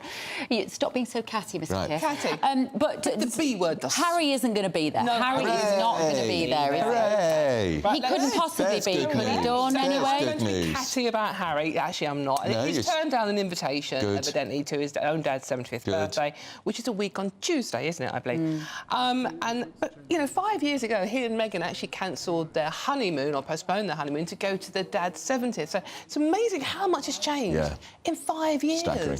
Everything's been turned on its head. It's just and really... Harry recorded a tribute with his brother about his great dad, what a great dad he'd been, and what a great campaigner he'd been. She had something to play for. Now she doesn't. Now she's got what she wanted. She's got the title. She's got the money. She's got the prince. And she's off to California. You know, she's gone. She's. Well, you're echoing exactly what Graydon Carter has said, the former editor of Vanity Fair. Last night, he said exactly the same things, that she's run rings round Harry over the past 5 years. And he gave it a couple of years rather than decades. Yes, for that we're marriage. talking years rather than decades. what do you think about the fact that they went to see Katy Perry on a private jet, Harry and Meghan? OK, the hypocrisy. I mean, firstly, in terms of not turning up to King Charles's funeral, birthday. Birthday, definitely. They 75, literally he's cannot not dead. funeral. If they are included, they get angry. If they're not included, they get terribly, terribly hurt. If they are included, they turn them down. These snubs, the hypocrisy of the climate change stuff. Last weekend, they were at a climate change conference. The next day, they went to a private island. Right, Emma, Dawn, thank you so much. Right, still to come this morning, we're going to be hearing GB News' exclusive interview with Boris Johnson from Israel as he urges the Israeli allies to never waver in their support. We will sit down and watch that with a cup of tea, won't we? We will. We're looking forward to it. You will as well. Interview, so stay tuned. Weather. Hello, very good day to you. It's Alex Burkill here again with your latest GB News weather forecast. It's fair to say today will be a day of sunshine and showers for many of us, and some of them could be quite heavy, possibly even thundery, and mainly towards the west. That's because our winds are going around an area of low pressure just to the northwest of Scotland, and so we have our winds coming from the west and northwest, which is why the showers are going to be most frequent in western parts of the UK. Here we have a greater chance of some heavy downpours, perhaps even some hail and thunder. Meanwhile, eastern areas likely to stay drier, though a few showers will feed their way further eastwards as we go through the day. Sunny breaks for many of us, but temperatures only rising to highs of around 14, possibly 15 Celsius in the south, and markedly colder than that further north. As we go through the evening and overnight, the showers continue, mainly coming in from the west, so eastern parts still most likely to see some dry, clear skies. Some mist and fog patches are quite likely, particularly towards eastern and northeastern parts of Scotland. Across more central parts of Scotland, some heavy showery rain is possible. It will be a bit of a chilly night, many towns and cities dipping into mid-single figures, a little bit chillier than that in rural spots. A touch of frost first thing on Tuesday morning for northeast Scotland, perhaps. As we go through the day on Tuesday, though, a similar picture to today for many. Showers continuing to come in from the west-northwest. Still, some of them could be heavy at times. Driest towards the east, but some of those showers again feeding their way eastwards. And temperatures for many likely to be down a degree or so compared to today before wind and rain arrives overnight.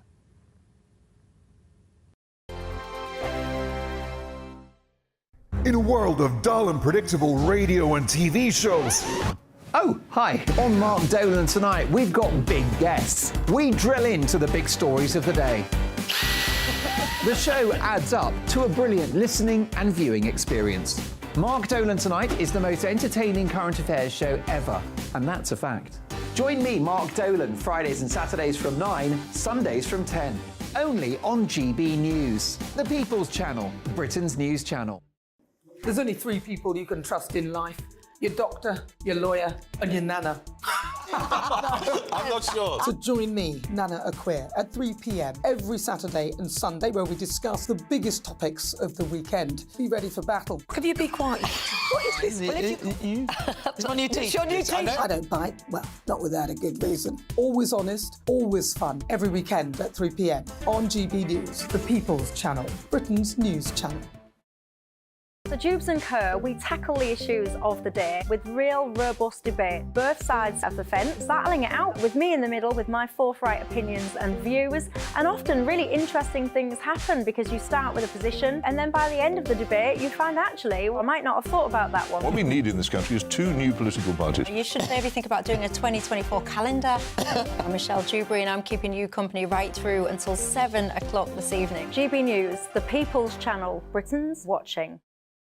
Join us every night on GB News at 11 p.m. for Headliners, which is 3 top comedians going through the next day's news stories, which is exactly what you need, because when the establishment has gone crazy, you need some craziness to make sense of it. Headliners. You don't have to bother reading the newspaper. We've got it covered for you. Every night at 11 p.m. and repeated every morning at 5 a.m. We won't send you to sleep like some of the other paper review shows out there. So join us 11 p.m. every night on GB News. The People's Channel, Britain's news channel. GB News, unlike other broadcasters, isn't obsessed with the London-Westminster bubble. We think there's a nation beyond the M25, and that's why we talk about the issues that matter across the land. Join me on State of the Nation, 8 to 9 o'clock, Monday to Thursday, on GB News. Daisy's listening, and you should too. Every Sunday from 11, join Michael Portillo. There will be topical discussion, looking at the week before and the week to come. So kick back and relax at 11 a.m. on Sundays on GB News with me, Michael Portillo. GB News, the People's Channel, Britain's news channel. I'm Andrew Doyle. Join me at 7 o'clock every Sunday night for Free Speech Nation, the show where I tackle the week's biggest stories in politics and current affairs with the help of my 2 comedian panellists and a variety of special guests. Free Speech Nation, Sunday nights from 7 on GB News, the People's Channel, Britain's news channel. Nightmare commute.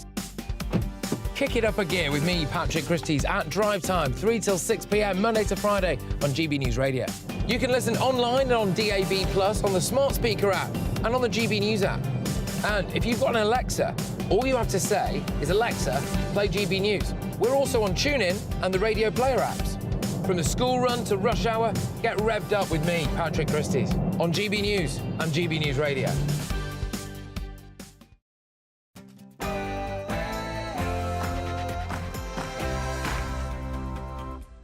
It's 11 a.m. on Monday, the 6th of November. This is Britain's Newsroom on GB News with Andrew Pearce and Bev Turner. Thank you for joining us. So, Armistice Day protests. The Met Police are under pressure to ban a pro-Palestinian march. Is Remembrance Weekend under threat? Back the frack. In legislation to be set out in the King's speech, the government's going to press ahead with the production of new oil and gas fields. GB News exclusive, former Prime Minister Boris Johnson has urged Western leaders to stay the course in their support for Israel. We'll bring you our interview in full in just a moment.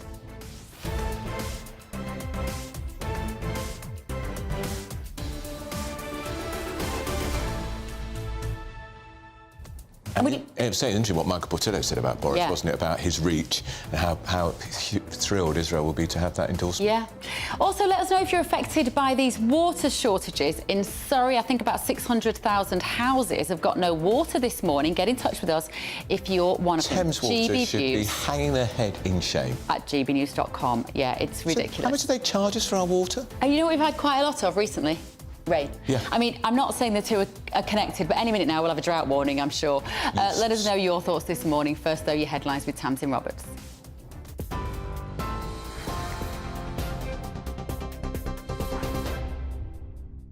Bev, thanks very much and good morning from the GB Newsroom. It's 11 o'clock.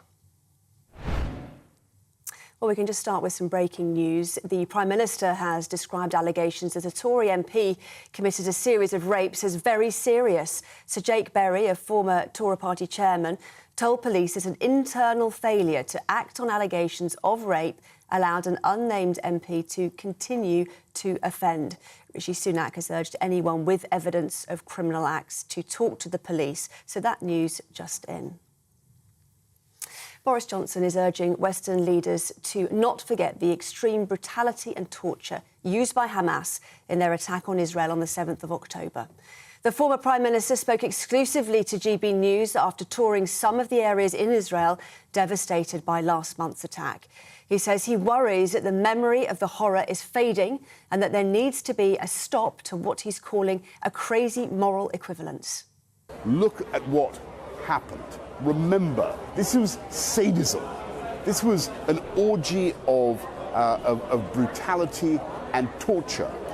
Now, there's a difference between that and what the Israeli soldiers are now trying to do in Gaza. The Israel Defense Forces says it's hit 450 Hamas targets in the last 24 hours. The IDF says it targeted tunnels, terrorists and military equipment.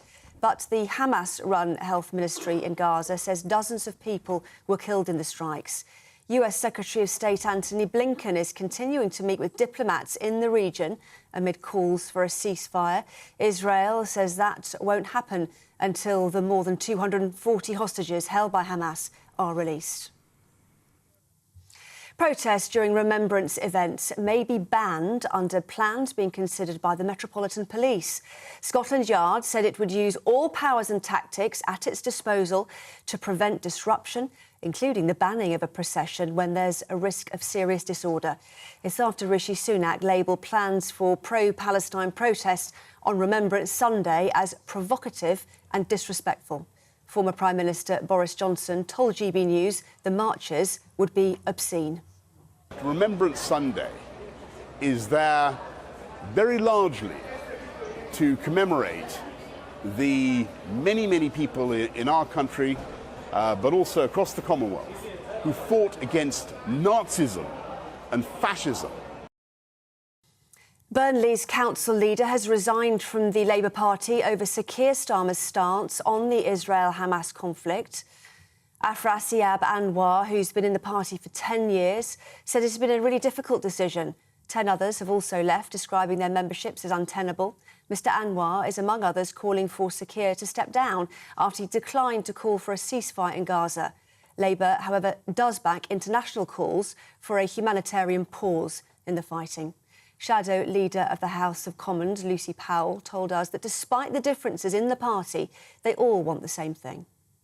You know, no one wants to see people resigning from the Labour Party, and obviously there are some differences of opinion there at the moment on what's happening in the Middle East, but largely, on the whole, everybody in the Labour Party is agreed on the fact that we want to see an end to the cycle of violence and an end to the needless loss of life. To other news now, licences for oil and gas projects in the North Sea are set to be awarded annually under new plans. The government says the move, to be announced in the King's Speech tomorrow, will provide job security for 200,000 workers and reduce Britain's dependence on foreign imports. Ministers also say it'll help with the transition to net zero. Labour has vowed to honour licences granted before the next election, but would not allow any new ones if it won power. More than £5,000 has been raised for a Tory MP convicted of racist abuse. Bob Stewart surrendered the Conservative whip while he considers an appeal against his conviction. The 74-year-old was found guilty of racially abusing an activist by telling him to go back to Bahrain outside the Foreign Office. Up to 12,000 people remain without water in Surrey, with the council declaring a major incident. Thames Water has apologised to people in the Guildford and Godalming area and says Storm Ciarán has caused issues at a water treatment plant. The company says supplies will only gradually return as it refills its reservoirs. They're providing bottled water to residents, but locals aren't happy with the shortage. People I think they might have been starting to panic because obviously they all want a cup of teas. That's what they're doing, and the drinks and that. Obviously, you'll have to preserve the water when you have your bath or your shower and stuff like that. You know, you have to stay that way. We couldn't wash up last night, we couldn't have a shower, we couldn't do anything. And it's exactly what they said last time it happened. And the frustrating thing is we have no indication as to when the water supply will be restored. This is GB News across the UK on TV, in your car, on digital radio and on your smart speaker by saying play GB News. Now it's over to Andrew and Bev.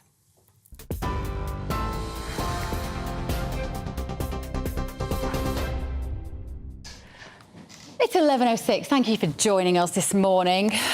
We've been talking all morning about these Remembrance Weekend protests, pro-Palestinian protests, and whether they should be allowed to go ahead. Tricia said, come on, where do we draw the line on protests? We can't allow people intimidating and scaring to death ordinary people. There has to be a limit in what freedom allows you to do, surely. She does. And we've also, Ed Gemmell from the Climate Party, he's really triggered a big reaction. I thought he was very interesting. He is. And Stephen says, great to hear from a rational, logical, sensible climate commentator like Ed Gemmell, so refreshing compared to the usual nutcase tree huggers who are trying to take the space. But John says, tell that climate change culters you have on that China builds 3 coal power stations every month to produce loads of climate change rubbish that we buy from them. So if we took this production from China, would we produce stuff with wind power? No, it's a very good point. And somebody here is, Robert, said, your weak arguments for the Palestinians' march show that you're a great big softy, Bev. It's not that I'm a great big softy. It's just why I am a bit sometimes. But you know what? Here's the thing. If you ban protests, you never know when you might want to protest. And you might be happy with it while you've got a Conservative government. But when Keir Starmer, if Keir Starmer gets in next year and he decides to ban protests for things that you feel strongly about, you may not feel the same way. I think it's just one day in the year, and it's too important to jeopardise, because it's 2-minute silence, that's it. Why, look, we can do it again next weekend, and the weekend after that, and the weekend after that. And as Piers Pottinger was saying, you never ever see any of them protesting about Hamas, do you? No. I'm afraid. They're going on about Free Palestine. Well, actually, the war is about Israel trying to destroy Hamas, which is a wicked terrorist organisation on a par with the Nazis and IS. Horrible, complicated situation. And I thought, actually, what Daniel Lord Moylan was saying earlier as well was interesting. When I said, you know, we are in, he said, you know, banning protests in extreme times. I said, but we are in a time of war. Yeah, but not and here. He pushed back really hard. Yeah, he said, did. basically said it's not our war. No. Sandra has said, I agree with being able to protest, but they should be peaceful demonstrations. And if they are not, then injuring the public and the police and get the water cannons out, the same as other countries. We're make not allowed to standards, use stop water cannons. pandering to these Remember, thugs. Boris Johnson, he bought those water cannons from Germany, and the Home Secretary at the time said he couldn't use them. Who was the Home Secretary? That well-known Tory, Theresa May. So we got rid of them. Yeah. Tracy said the protest should not go anywhere near the cenotaph. It will cause uproar and a fight. I would gladly thump them for my grandfather. Yeah. I completely agree with that. They can't from a security point of view. But my understanding is that the route is Saturday afternoon, as Dawn Neeson was saying, 4 o'clock in the afternoon, a route that does not go near there. Keep it contained, keep it controlled. I think it's 2 o'clock. In fact, if they made it later... Is it 2 o'clock? Yeah, I mean, that's just too close. And they'll turn up early. And the headbangers will be there en masse, I guarantee it. Now, we are going to talk to Olivia Utley because the Metropolitan Police Commissioner, Mark Rowley, has got to decide whether he's going to ban this march or not. Olivia. Yeah, it feels a bit as though Rishi Sunak, the Prime Minister, is slightly pushing Mark Rowley to make a decision to ban the march. The letter that he sent him reminds the Met Police Commissioner that he has the right to ban the protest on the grounds that he doesn't have the resources. And to be perfectly honest, it's quite possible that he simply doesn't have the resources. Those resources of the Metropolitan Police have been stretched with all of these marches week after week over again. They're very, very difficult to police. Quite often the Met make it look easy. It is not easy policing an operation like that. And it's quite possible that Mark Rowley does just decide that the march shouldn't go ahead simply because of resourcing concerns. At the moment, it doesn't look as though he's going to make that decision. The Home Secretary and the Prime Minister have made it clear that they do not want the march to go ahead. But right now, Mark Rowley is saying that he thinks it will be possible for the march to go ahead, but he has assured the Prime Minister that he will use all legal measures at his disposal to make sure that the march is as sort of respectful as possible, that it doesn't go too near the cenotaph, that anyone using anti-Semitic slogans will be arrested. You know, it will be really interesting to see what actually does happen on the day, because previously the Met has said that it will make sure that no anti-Semitic slogans are permitted and that anyone using these chants will be arrested. But when it came to it, the chant "From the River to the Sea" was deemed to be palatable by the Metropolitan Police on the grounds that unless it was in the context of being chanted outside a Jewish school or something like that, then it could be seen as a peaceful slogan. Of course, lots and lots of British Jews very much disagreed with that. They think, and many others do too, that that slogan is essentially calling for the end of the state of Israel. So the fact that the Metropolitan Police made that decision went down pretty badly with Suella Braverman. It'll be fascinating to see what does happen this weekend, because it could be that those tensions between the Home Office, the Home Secretary and the Met Police simply get worse. OK, thank you very much, Olivia, there at Westminster. So still to come this morning, Boris Johnson is on the front line. He's urged Israel's allies to never waver in their support for Israel in its war against Hamas. We're going to have that in just a moment. This is Britain's Newsroom on GB News.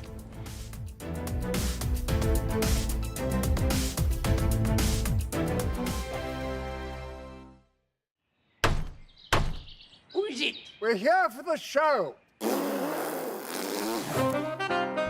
More energy this time! Welcome to the Dinosaur Hour. I was married to a therapist. And you survived? I thought we were getting Hugh Laurie. Second best.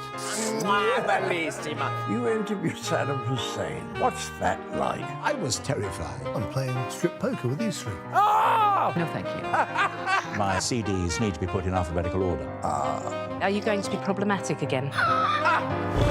The Dinosaur Hour. Sundays at 9 on GB News.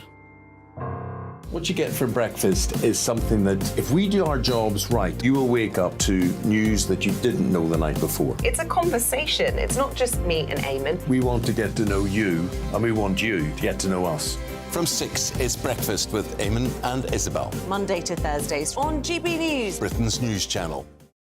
People in Britain, they love free speech, but they also love fair play. I don't care if I'm speaking somebody from a trade union, from the Labour Party, somebody from the SNP. And I think the viewers like to see that actually we can challenge one another, but in a positive way. We think we ask the questions that people want to ask, and often we ask the questions that we wanted to ask in Parliament but never got the chance to ask. So join us every Saturday, 10 a.m. till noon on GB News, Britain's news channel. Nightmare commute. Kick it up a gear with me, Patrick Christie's, at drive time, 3 till 6 p.m, Monday to Friday on GB News Radio. You can listen online and on DAB+, on the smart speaker app and on the GB News app. And if you've got an Alexa, all you have to say is, Alexa, play GB News. We're also on TuneIn and the Radio Player apps. From the school run to rush hour, get revved up with me, Patrick Christie's, on GB News and GB News Radio.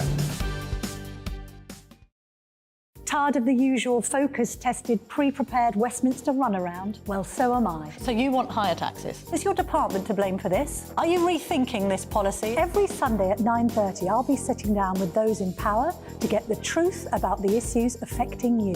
Let's be honest, we've known about the cost pressures of this project for years, not months. That's the Camilla Tominey Show, a politics show with personality. On GB News, the People's Channel, Britain's news channel.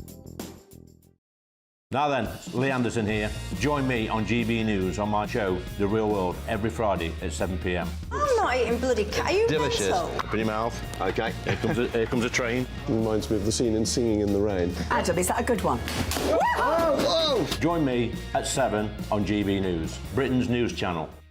When the news happens, it happens here. And really important breaking news. Breaking news this morning. On TV, radio and online, the news starts here on Britain's Newsroom. All the biggest stories and the answers that you need from across the UK and beyond. Join Britain's Newsroom from 9:30 on GB News. The People's Channel, Britain's news channel. GB News, unlike other broadcasters, isn't obsessed with the London-Westminster bubble. We think there's a nation beyond the M25, and that's why we talk about the issues that matter across the land. Join me on State of the Nation, 8 to 9 o'clock, Monday to Thursday, on GB News. Daisy's listening, and you should too.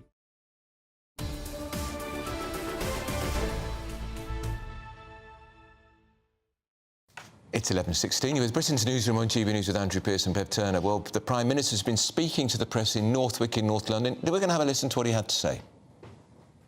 Well, we've reduced emissions faster than any other major country in the world, and that's why a few months ago I changed our approach to net zero, ensuring that we get there in a more pragmatic, proportionate and realistic way that's going to save working families £5,000, £10,000, £15,000, which I think is the right approach. We also need to strengthen our energy security, and that's why we'll be bringing forward legislation that supports our North Sea oil and gas industry, supporting the 200,000 jobs in that sector, but also reducing our reliance on foreign imported energy. That's the right thing to do. These are both long-term decisions that will change our country for the better, ensure that as we power Britain, that comes from Britain. Many thanks. And 4 other quick areas. You'll see the headlines from Nadine Dorries' book.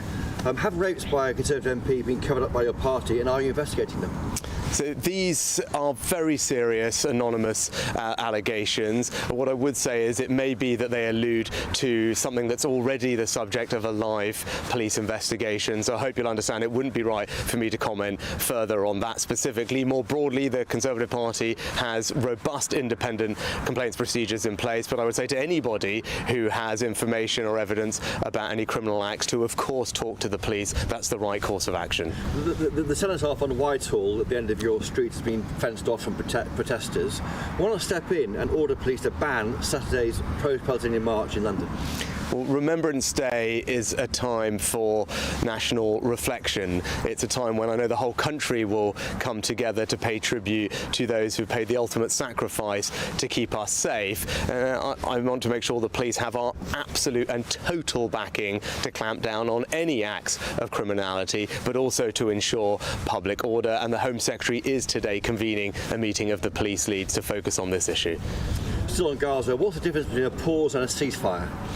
Well, we've been very clear and consistent that we support humanitarian pauses, which are there specifically to allow aid to get in to Gaza and hostages and foreign nationals to come out. I'm pleased that over 100 British nationals have now been able to leave Gaza thanks to our diplomatic engagement, and I spoke to both the Egyptian president and the Israeli prime minister about this specific issue last week. We've also doubled our aid to the region, and we are playing a key role in making sure that aid gets to those who need it most. We'll continue all those diplomatic efforts, making sure we get aid in and get our British nationals out. And just finally, is it offensive to say that living on the streets for a homeless person is a lifestyle choice in a tent?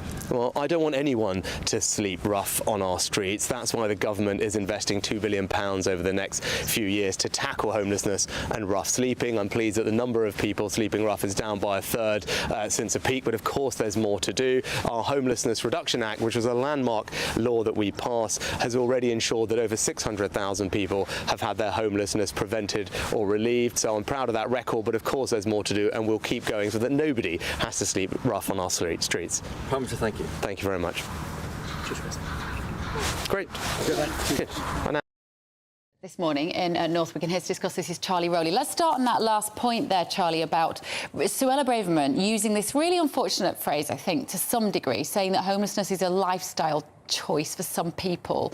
Was that a little bit clumsy? It's not the language I would have used. It wouldn't be the language that I would advise using. But I think the point she's trying to make and cut through is that there are clearly more people that are coming to the UK that are sleeping rough, who shouldn't be. We don't want to see it on the streets. Nobody wants to see anybody sleeping rough or sleeping on the streets, as the Prime Minister was just saying. Is it a lifestyle choice? I don't, as I say, think that... It might be for a handful. And well, you know, it should... Nobody should be sleeping rough, but if you are in that situation, it should only be for a short period of time, and you know, local authorities bear the brunt of having to deal with that. So I think there will be probably conversations today between the Department for Levelling Up Housing and Communities, your old boss, and the Home Office as to who is responsible and how you can encourage local authorities to tackle that issue. Well, is it really her place to say to charities you can't give tents to homeless people?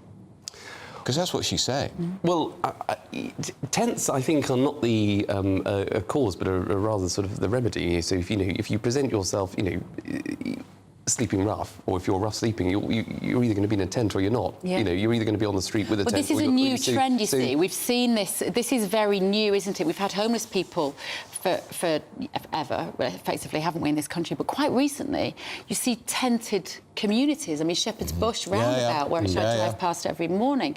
People are putting up tents on pavements. Yeah. So this is, but it's a very visual. It's a very visual sign of the homeless problem. But I'm not sure that taking away the means of keeping rain off your head to these people is the solution. Well, I think if there are alternatives in place, so I think there's a particular example I saw on Twitter, or X as it's now known, from Milton Keynes, who have said that they have put up at the top of a bus depot a shelter for people to sort of come in. Now, people that are sleeping rough have got a multitude of issues. It can be mental health, it can be drug and alcohol abuse. Some people refuse help when approached by the local authority.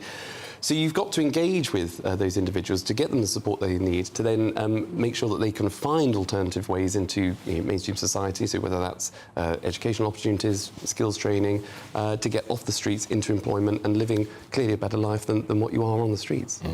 Now, Charlie, stay with us, because Boris Johnson, he, of course, soon to be of this parish, has given an interview to GB News where he's urged Israel's allies to never waver in their support in its war against Hamas. That's right. The former Prime Minister toured some of the communities attacked by terrorists on the 7th of October in an exclusive interview with our security editor, Mark White. He said he was horrified by what he saw. Here is what he had to say.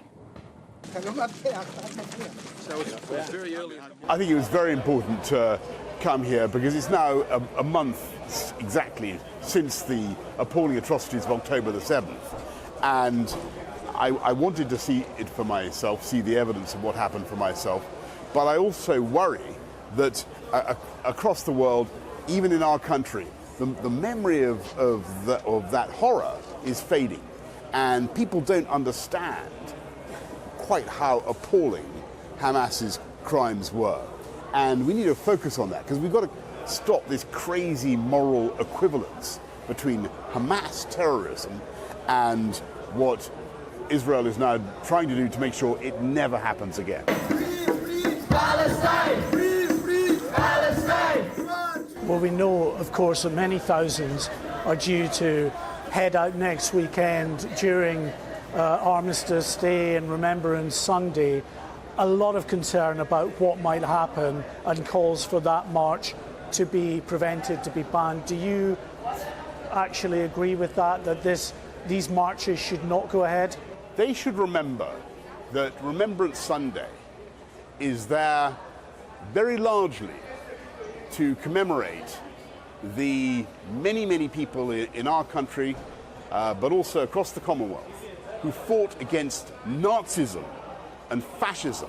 The many tens of thousands, hundreds of thousands, perhaps even millions of people around the world who are cutting Hamas so much slack should look at what happened. And they should realize that when they go on these marches and they shout these slogans, I think quite hate-filled slogans against Israel, they are actually giving their support to the kind of crazed, racist violence that we saw on October the 7th. I think that's a matter for the police and how they manage it. I certainly want to see a two-state solution. I want to see somehow or other that has got to be achieved. But after this, what I don't think is reasonable to expect is that the Israelis can have on their doorstep an armed state with monopoly of the legitimate use of violence run by Hamas. For the time being, we've got to focus on, I think the Israelis have got to focus on taking the necessary steps to ensure this can never happen again. Well, it's interesting that, isn't it, Charlie? Because when he was saying there that all these protesters are cutting Hamas some slack, do you think that is what they're doing? And shouldn't they be able to shout for a ceasefire at the moment in Gaza whilst also condemning Hamas?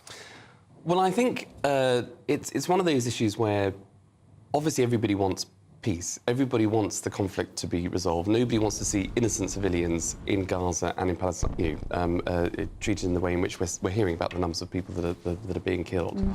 But the reality is, calling for a ceasefire, Hamas is not asking for a ceasefire. Quite the reverse. Who are the perpetrators who want to continue their assault? And if you have a ceasefire or a pause, and bearing in mind Hamas, look, we know the acts, the acts that they committed on the 7th of October, total barbarism, allowing them to regroup, recalibrate, and the fact that they integrate themselves in civilian life just shows how demented they are as an organisation and would only come back better, stronger, harder, and to effectively wipe out Israel and Jewish people. Now, that is fundamentally wrong, obviously. Of course. And the fact that you have people that they're articulating that or celebrating that on the streets of London, the most open, democratic, tolerant capital city in the world, is abhorrent.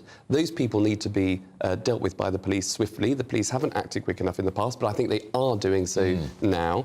And that's why I think we're hearing what the former Prime Minister Boris Johnson said today, and why he was such strong in condemning Hamas. And the marches are anti-Israel, and you do not hear any rhetoric directed against Hamas. You just don't.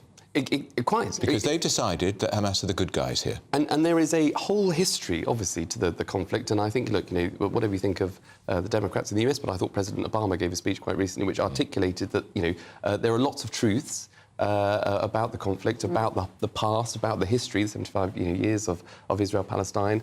And, they can be hypocritical, they can overlap. But the reality is, on the 6th of October, things seemed to be moving in the right direction. On the 7th of October, everything changed because of that attack by a terrorist organisation against Israel, and nobody can forget that. And I think you have to make sure and allow Israel to defend itself and wipe out, the the barbarism that we've seen in terms of those attacks. But of course, you want to make sure that whilst that Israel is allowed to defend itself, you minimise as much as possible innocent civilian life. Yeah. Let us talk to you about the book by Nadine Dorries, former cabinet minister. You would have worked with her, I'm sure, at times, and you worked for Michael Gove. She, in her book, which is she's like taking a machine gun, hasn't she? She's spraying fire all over the Conservative Party. This is hell hath no fury like a woman's scorn, my word. But Michael Gove, in particular, cops it. She said he was scheming, manipulative, duplicitous, and at the heart of everything. And she blames him in part for the plot to bring down Boris. Well, I think she does do all of that. You're absolutely right. It's not my recollection or how I would view things. And I think if, to be perfectly frank, if Michael Gove was all that powerful, I think he would have been Prime Minister 3 times over by now. So clearly not that in control of events as perhaps Nadine sees things. But I think people have to, remember that Boris and Michael are two... they were the two big beasts in the cabinet. They would riff off each other. They're both journalists, so they got each other a hell of a lot better, actually, of understanding each other than the rest of the cabinet put together. But did Boris ever forgive Michael Gove for plunging the knife not just in his back but in the front too in the 2016 leadership contest, when the day that Boris was due to make his speech setting out why he should be leader, Michael Gove not only withdrew support for Boris but decided to run himself? Did Boris ever forgive him completely? Well, I think, Boris obviously brought Michael into the cabinet. Because he saw there were skills. He had a skill set. Did he ever trust him again? Well, he put him in the heart of the cabinet. He was the cabinet office minister, that was dealing with no-deal Brexit preparations when Boris won the leadership. He was in the cabinet office to deal with whatever you think about COVID, but making sure that, government was functioning as well as it could do. He was in that role, not a sideshow, not a noises off role. It was a very central part of the government machinery, because Boris knew that you needed perhaps someone with the brains, the skills that Michael had to be running, to be part of the government and firing on all cylinders. Will Michael Gove care what Nadine Dorries says about him now? Will it affect him, this criticism in a book? Well, come on, you know him well, Charlie. He'll laugh at it. I think... Will he? Yeah, he'll laugh. Is his skin that thick? Will he genuinely just bat this off? I think it's he would probably say this is a wonderful work of fiction, which she's a fictional writer. There was a very good latest quote. publication of it. I saw a very good quote from a friend of Michael Gove saying, "We know Nadine Dorries has written some very successful novels in her time." Yes, quite. And I think Michael he probably likes being in the thick of it, actually. He likes being attacked. He likes being... Nadine Dorries' books comes out and doesn't mention Michael Gove, he'd be much more upset. Who knows? Am I right? But, You're not denying it, Charles. But I think it's clearly an interesting read. I mean, I have to say, over the weekend I was too busy washing my hair, but I'll have to... I'll all serialised in a very fine newspaper called the Daily Mail. Available from all good libraries, I've heard. Charlie, and your lovely hair, thank you for coming in. Thank you very much. This morning. Now, still to come, bombshell revelations. More on this Nadine Dorries book. The revelations have rocked Westminster. But do you believe these allegations, or is it just a woman scorned? And Disney's disaster show, the media company faces criticism over plans to turn the 7/7 terror attacks in London into a TV drama. That and much more after your morning's news with Tamsin.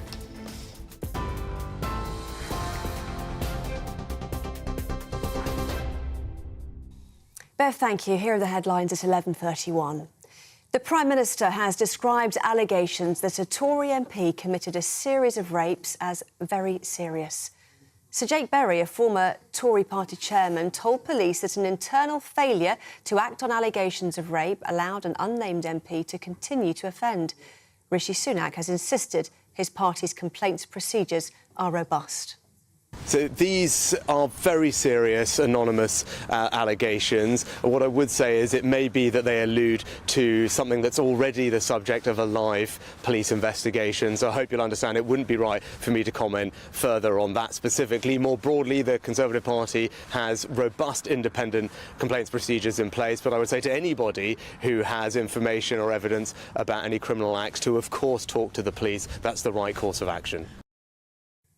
Boris Johnson is urging Western leaders to not forget the extreme brutality and torture used by Hamas in their attack on Israel on the 7th of October. The former Prime Minister spoke exclusively to GB News after touring some of the areas in Israel devastated by last month's attack. He says he worries that the memory of the horror is fading and that there needs to be a stop to what he's calling a crazy moral equivalence. Look at what happened. Remember, this was sadism. This was an orgy of brutality and torture. Now, there's a difference between that and what the Israeli soldiers are now trying to do in Gaza. Protests during Remembrance events may be banned under plans being considered by the Metropolitan Police. Scotland Yard said it would use all powers and tactics to prevent disruption, and also potentially banning marches when there's a risk of disorder. It's after Rishi Sunak labelled plans for pro-Palestine protests on Remembrance Sunday as provocative and disrespectful. Well, you can get more on all of those stories. Just visit our website, gbnews.com.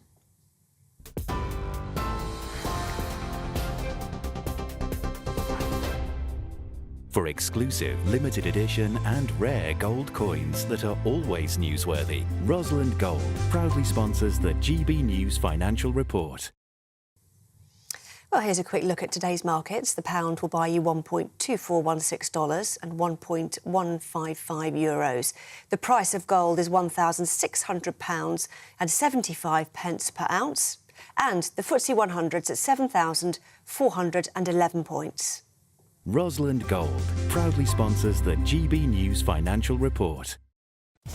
Still to come, Disney filmmaking company has been criticised over plans to turn the 7/7 terror attack into a TV drama. They've been reconstructing the event on London Street. We're going to talk about whether that's in bad taste. This is Britain's Newsroom on GB News.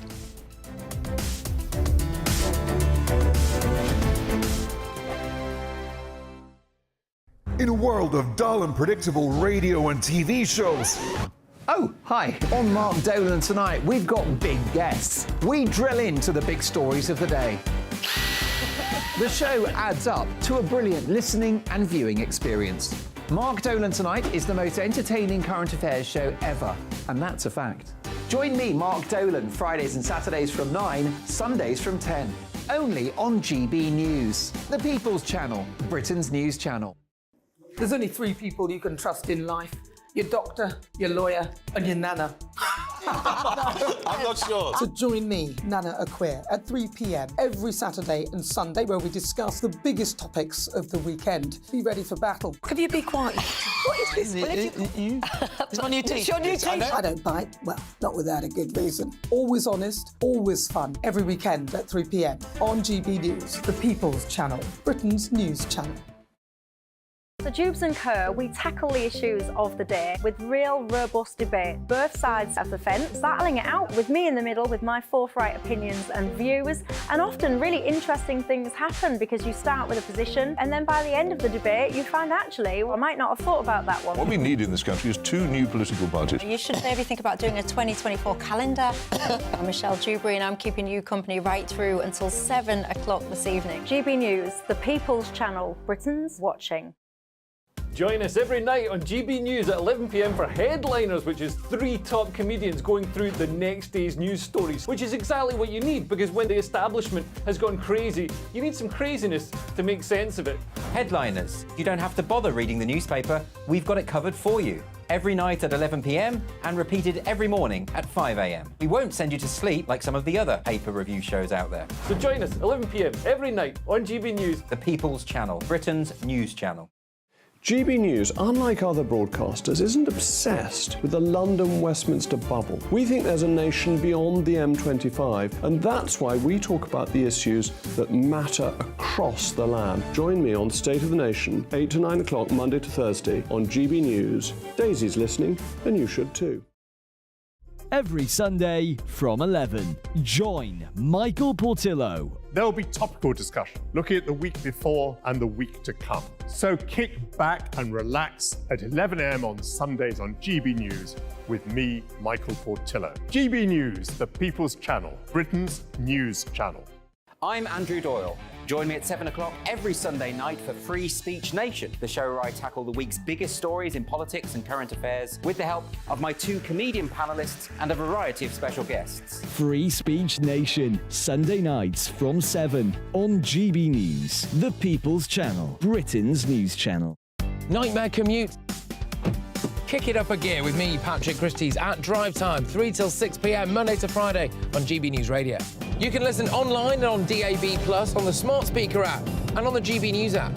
And if you've got an Alexa, all you have to say is, Alexa, play GB News. We're also on TuneIn and the Radio Player apps. From the school run to rush hour, get revved up with me, Patrick Christie's, on GB News and GB News Radio.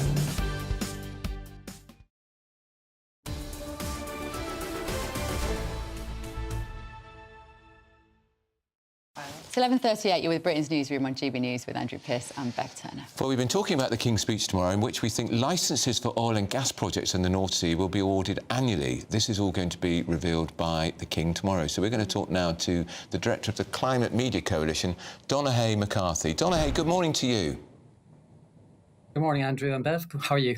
Very well, thank you. This presumably has appalled you. Well, it is another act of national self-harm by the Prime Minister. The British public wants the government to move faster on climate change. A poll today said they want us, that 4 to 1 believe we're going too slow. And another poll says they want us to be net zero by 2030.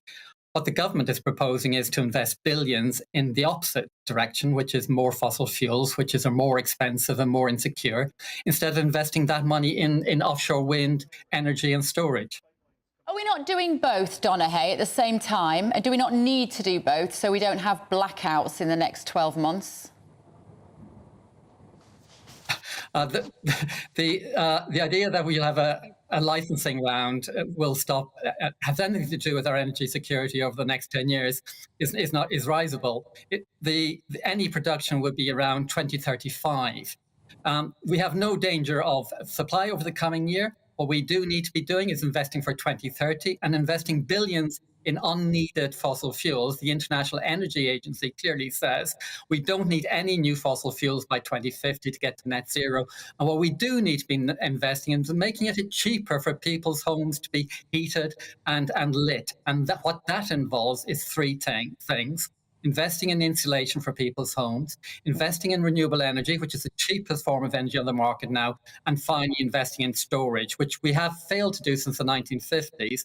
We did it in the 1950s in Scotland with hydro storage. We should be doing it now in the 2020s. I don't actually disagree with any of those means. I think particularly insulating houses is a trick that we continue to miss. But in the absence of doing those things, and in the fact that any of those measures would take a very long time to enact, maybe Rishi Sunak is just trying to protect the British people at the moment so that we can still cook our Christmas turkey and that we can still have warm houses in the shorter term. Well, I assure you, in the shorter term, we can heat and light our houses.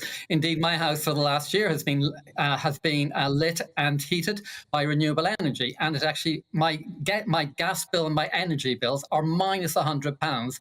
I want that for everybody. I live in a terraced house in the heart of London where I have insulation and renewable energy. I would love that for every person in Britain, and we can do that. How do you do that, Donnahay? Just for people who are listening who think, oh, I quite like the idea of a low utility bill. How are you doing that? I invested in super insulation for my loft. I put solid wall insulation to the walls of my house, and I put in a storage battery and solar power on the roof. Solar panels now cost, Bev, only £4,000 for a system, another few thousand for the battery. If we included that in every new home, that would, if you look at a new home, costs £500,000 to £1 million. What's £4,000 to £5,000 to make them energy independent and to make a contribution to Britain? How much did you pay for all those measures you just outlined? How much did you pay? To insulate the roof, the average roof in Britain costs around £300. Right. To insulate cavity walls costs around £400. To install a solar system, £4,000. A battery, £2,000 to £3,000. Well, not everybody's got £7,500, Donnahay. Absolutely. So you're in a very lucky, privileged position. You're in a lucky, privileged position. No, hang on. Bev asked me the question, what should we be doing in the next 10 years? in the short term, and I'm saying three things. The rich should be required to do it because they're spending, a £40,000 car versus £10,000 on their home. The middle class should have interest-free loans to enable them to do it. And the poor should have it done by grants by the government. Andrew, in 2012, 2 million homes were having their homes insulated every year. And a campaign run by the Daily Mail to destroy that resulted in that being cut down to 100,000 a year. And that has meant that 9 million homes that would have been insulated by now are not insulated. And that's a tragedy. And I'd like us to get back to what we were doing in 2012, insulating 2 million homes a year. And we'd have that done by 2030. Right. It's all your fault, Andrew Pearce. I don't know about that. Thank you, Donna Hay. Good Always to lively. see you, Always Donna Hay lively. McCarthy there. We've got Dawn and Emma back in. Let's just touch on that, guys, before we go on to the other stories, because there is a lot of sense in insulating our houses better. I'm on board with that. I like the idea of people being able to generate their own power. But it's not. But it's why not, aren't we doing it? But it's not easy actually to insulate some of Edwardian houses, of which we've got many, many. Exactly. And Very difficult. Yeah, and I live in a place that is impossible to insulate because I live in a block of flats. So, and most people in cities don't live in the sort of houses Donna Hayes is referring to, where it is easy to install heat pumps and solar panels and insulate correctly. I mean, it's just not that possible, and it is expensive. I mean, the net cost of going green by 2050 is £321 billion. Yeah. I mean, it's, and a heat pump is thousands of pounds. Not many people can afford it. Can't. And, the electric cars, and plus, and you always come back to this, we are sort of like, we're doing as much as I think we can in this country affordably, while China, who supplies a lot of the energy that we buy and import, are still building coal-fired power stations literally as we speak. Yeah. Emma, isn't it right, though, that every single new house that's built in this country, and frankly there aren't enough of those, every single house built now should have excellent insulation and should be fitted to generate their own power? I was actually really impressed with Donna Hay there. I thought, he's got a point. I was all ready to be sceptical because I think our net zero policy in this country is an absolute mess. And that's on the government, that's on the flip-flopping and the U-turning. But I think that what Donna Hay said was absolutely right, and it could be exciting, and it could be a national movement. And you know what? Yes, it's going to cost a lot of money, and yes, it's very difficult to kind of retrofit. You can't just put heat pumps into every home, and insulating. God, I mean, you just think about the cavity walls and the roofing, and it's so hard to just take everything out and start insulating every home. But certainly every new home should, by law, have all of this stuff fitted from the beginning. We've still got old-fashioned red brick houses going up with we still have flats going up that are just, kind of almost cardboard walls. So I think that he really does have a point. Of course, we should have invested and started investing in all this stuff 30 years ago, though. We are constantly doing a bit here and a bit there, and then the government's just trying to get to the next election and say what they think people want. We need a national movement about this. And of course, we were talking to a guest earlier, saying China is way ahead of everybody. They're way ahead. Yeah, Ed Gemmell. Wasn't he? Wasn't he good? Yeah, he was really good. Right, let's talk about, if we must, Nadine Dorries. Must we? Her new book. No. Do we have to? A compulsory bedtime reading for you? No, it's like the world's longest love letter to Boris Johnson, isn't it? I mean, it's... Because it's all, just to put it in context, it is about what she says was the plot. The plot, yeah. From the beginning to the end. Yeah, from, And she was a Boris loyalist. Well, very much so. I think that's a polite way of putting it. And we learned today that, there was no gold wallpaper and everything was like... Everything Boris did was actually people out to get I didn't know there were any parties, apparently.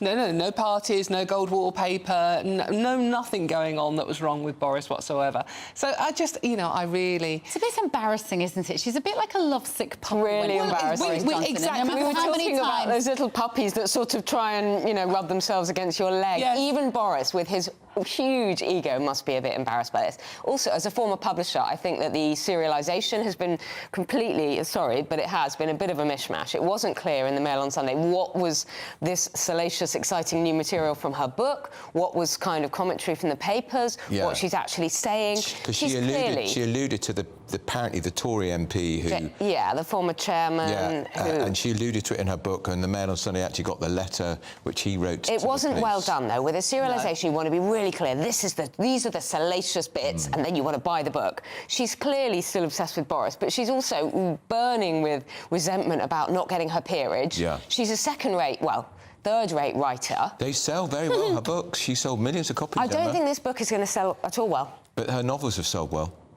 Yeah, well, it's kind of third-rate Mills and Boone is what her novels are. Well, bit of thriller, a bit of Mills and Boone. We were talking to Michael Gove's former advisor, and I pointed out that one of his colleagues was quoted, someone saying, Michael Gove notes that Nadine Dorries is a very, very good novel writer. Well, maybe... Exactly. Yeah, true word there. Right. So there is a drama being made of the 7/7 terror attack that happened in London. If you remember, this was the explosion on the bomb in the sort of Russell Square area, wasn't it? It's Publishing Heartland actually talking of that. It's right outside the British Medical Association. Right outside the BMA. Now, the pictures we're seeing here on screen are the Disney recreation of this event. That's not the actual scenes from 7/7. This is the recreation. And there's been a bit of outroar, particularly from victims of that attack, Dawn, that this is in poor taste. Is it? Well, I mean, the actual drama, and it's not a docudrama, it is a drama, is being made about Jean-Paul de Menzies, the chap that who was shot, who was absolutely nothing to do Brazilian, with I mean, the bombs that went off. He shot, nothing to do with terrorism whatsoever. So that is what it's about. And we never forget who was the officer who sent the order to shoot. Cressida Dick. Cressida Dick, who went on to be Metropolitan Police Commissioner very badly. I know, well, failure is rewarded, isn't it? The thing is with this, you don't need to include that scene. We know it happened. I mean, I was editing a national newspaper at the time, and I put the real picture on page 1 with a headline that just summed up, I think, how everyone was feeling. And it was horrific. And I'm not a victim of this. I was working on it, but you still feel very cold. And this is because virtually the entire top of the bus it was a horrific picture, and they've also recreated the injuries that people suffered as well. And just looking at those pictures again, Andrew, when you've seen the real pictures, and my heart goes out to the victims who weren't consulted about this at all. Would that have made a difference, then? Yeah, because they are entitled, aren't they? Because it happened. I would have thought so. But I'm saying, aren't they entitled to make a drama about something that happened? We have war films all the time. Where does this end, Andrew? Are we going to have a drama about Lucy Letby killing newborn babies? Are we going to have a drama about the taxi rapist John Warboys? Are we going to have a... I'd lay money that Lucy Letby will be turned into a drama. 52 people died that day. 52 people I just think, killed. given the actual topic of dramas are dramas, but given the actual topic of this, it's not actually about that day and what happened on that day. I think including that scene is wrong. I really do. Of course, the local council in that area will have been paid, Emma, as well. I walked past Tavistock Square on that day, and to see that bus, as we all saw that bus with its, the top torn off it, and people across London, across the UK, just feeling shocked and traumatised by that. For me, some subjects are not actually appropriate. Yeah. Is it a bit soon, the lack of consultation as well is because some of those people had life-changing injuries, and they've still got that. Very suffering. I mean, the most injured person lost both legs, spleen injuries, and an arm, I think, and an eye, I think, as well. And this was only in 2005. It feels like yesterday for some of us, and that's just me as a journalist making entertainment out of it. I think is wrong. You wonder whether they could have done something in the production to maybe use the original footage in some clever editorial way, maybe through a TV screen or something to illustrate the story.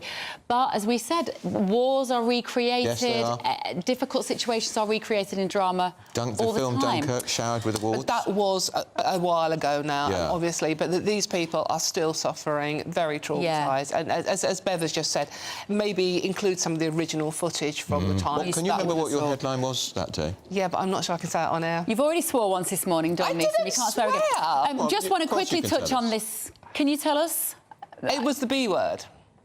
Right. OK. This is a story in The Telegraph that takeaways, Emma Wolf, this does not affect you, are affecting the over 50s. We're having too many of them and they're making us ill. It doesn't affect me either, because I never have a takeaway. Look, I think it's going to make everybody ill. I see people in my block young people getting sandwiches, burgers, takeaway drinks, coffees delivered by Deliveroo and Just Eat. This is insane. Yeah.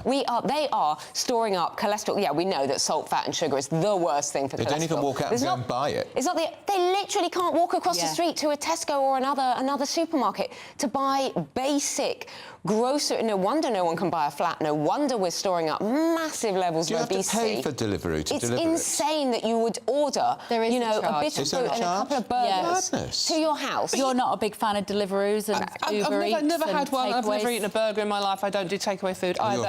And this is the young. We're talking about the young generation doing that. I mean, Andrew and I might be slightly over 50, but We don't do that. Certainly not. I never have a takeaway. No, me neither. So, I mean, I I've never had a delivery. And cholesterol does increase. I never have. As you go and I don't do online deliveries either. I think that you go to the shops and you so ingrained for young people that they just sit there. I know it is, Bev, but they say they have no money and then they spend 10, 20, 30, 40 pounds a day on takeaway food. I know. And take-out I'll sandwiches never and coffees. forget a friend of my son, a teenage When I was girl, young, that was a treat. at our house and she had a drink, a sugary drink delivered. A sugary drink delivered to the house and it cost her £10. Spoilt child. And I said a drink and a burger in there is crazy. Child. Anyway, I'm making eyes at Stephen Dixon across the studio. Lots of people do, but they're normally Pip Thompson. It's normally while men we're talking making eyes about at this. Stephen Dixon. Stephen and Pip, lovely to see you both. Stephen, you and I were looking, what's wrong with the odd takeaway? You're not over 50 yet, I am. Stephen looks like he's had quite a few takeaways. I'm not over... Andrew, just to say, Andrew, your Deliveroo has arrived in the green room. Just Not so mine, you mate. know. Not mine, no way. Double burger, extra shake, all that sort of thing. Hey, look, we've got a lot coming up from 12 o'clock today, including it's the Israel-Gaza conflict and a tale of prime ministers, past and present. We're going to be hearing from Boris Johnson and we're going to be hearing from Rishi Sunak. Also, we'll be bringing you the latest on what's going on in Surrey. Thousands of customers left without water. And also find out why Britain's loneliest sheep, which has now been rescued, has now gone into hiding. Details soon. Fascinating. Going to be made into lamb chops for Deliveroo. That's not the answer. Don't say that in front of Dawn. The brilliant Pip, the brilliant Stephen, in just a few moments. We'll be back with Britain's Newsroom tomorrow morning at 9:30. See you then. GB News, the People's Channel. Hello, very good day to you. It's Alex Burkill here again with your latest GB News weather forecast. It's fair to say today will be a day of sunshine and showers for many of us, and some of them could be quite heavy, possibly even thundery, and mainly towards the west. That's because our winds are going around an area of low pressure just to the northwest of Scotland, and so we have our winds coming from the west and northwest, which is why the showers are going to be most frequent in western parts of the UK. Here we have a greater chance of some heavy downpours, perhaps even some hail and thunder. Meanwhile, eastern areas likely to stay drier, though a few showers will feed their way further eastwards as we go through the day. Sunny breaks for many of us, but temperatures only rising to highs of around 14, possibly 15 Celsius in the south, and markedly colder than that further north. As we go through the evening and overnight, the showers continue, mainly coming in from the west, so eastern parts still most likely to see some dry, clear skies. Some mist and fog patches are quite likely, particularly towards eastern and northeastern parts of Scotland. Across more central parts of Scotland, some heavy showery rain is possible. It will be a bit of a chilly night, many towns and cities dipping into mid-single figures, a little bit chillier than that in rural spots. A touch of frost first thing on Tuesday morning for northeast Scotland, perhaps. As we go through the day on Tuesday, though, a similar picture to today for many. Showers continuing to come in from the west-northwest. Still, some of them could be heavy at times. Driest towards the east, but some of those showers again feeding their way eastwards. And temperatures for many likely to be down a degree or so compared to today before wind and rain arrives overnight.